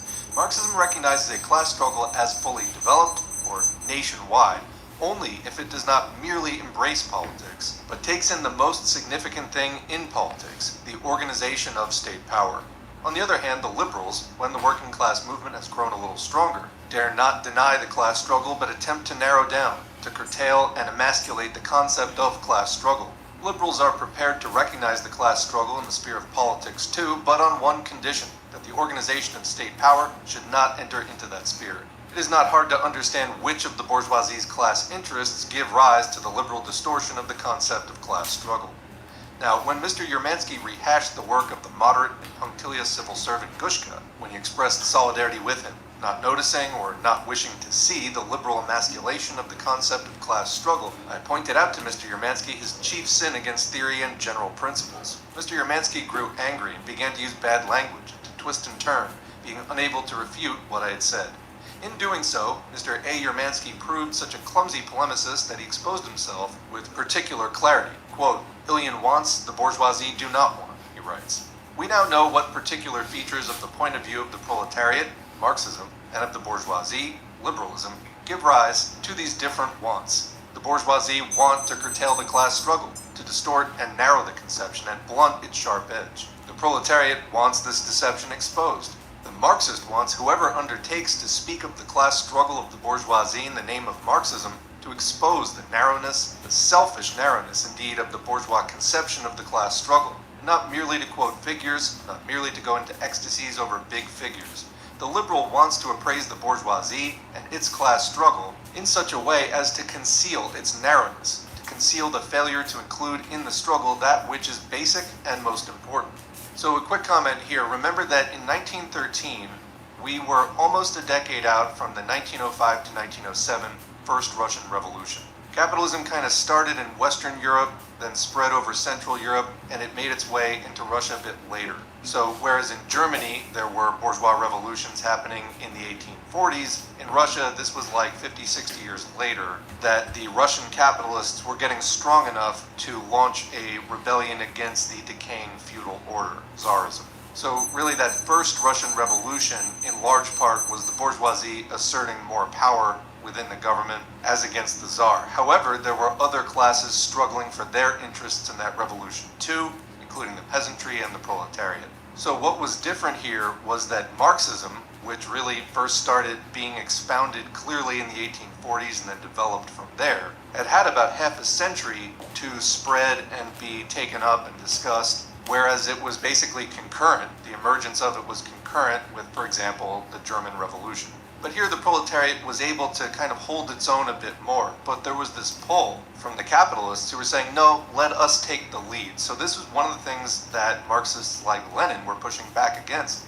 The liquidators, really this whole revisionist trend, was saying in one way or another, let the liberal bourgeoisie lead the political charge. And like in the Economist phase, for example, early on, as Lenin was referencing before, they were kind of just saying, well, let's let the workers do spontaneous uprisings, and we think that the most that they're capable of is having trade union consciousness, basically struggling for better conditions, better pay, things like that. Lenin said, no, we need to do that, but we also need to help guide them to take political control. Forget the liberal bourgeoisie, we need to outpace them.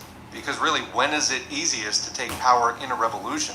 When the government is barely set up, right? It's easier to do that versus letting it get all entrenched and then trying to get rid of it. That's what Marx had advocated for back in 1850s. Like when the bourgeoisie is just setting up their government, set up a parallel workers' government, antagonize the new fledgling embryonic bourgeois government, try to overpower it. Otherwise, you end up in the position that the advanced imperialist countries have fallen into, where there is a lack of organizing, and that's a major factor, but also it seems like any organizing that we do gets infiltrated and beaten down pretty quickly. So it may be that we can't actually end this until the bourgeois order goes into a kind of terminal crisis, which is just super obvious to everybody and is so rotted that everyone really just wants to get rid of it. So at this time, there was a competition between the bourgeoisie and the proletariat to take over, to basically establish a new order after the decaying Tsarism, which was clearly on the way out. And the revisionists were consistently a hurdle that Lenin was trying to combat at every turn. So there was the 1905 to 1907 flare-up of the first revolution, and they got a parliament established after that. Then there was a period of counter-revolution and reaction.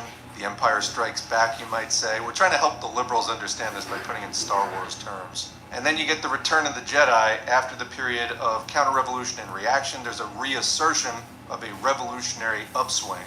Then in 1914, World War I is declared, Russia enters it, and in the chaos of war, there was a lot more social change. In February 1917, the Tsar was deposed, the bourgeoisie, capitalists were going to set up their government, and then the socialists said, now we'll take it from here, and then there was the October Socialist Revolution. So a lot happened in a relatively short span of time. When Lenin is talking, though, about the bourgeoisie and its class struggle, its narrow, selfish class struggle, the capitalists are waging a class struggle for their interests, but they're the 1%. They're a very small sliver of society, and their interests are in direct opposition to the working class, whom they seek to exploit.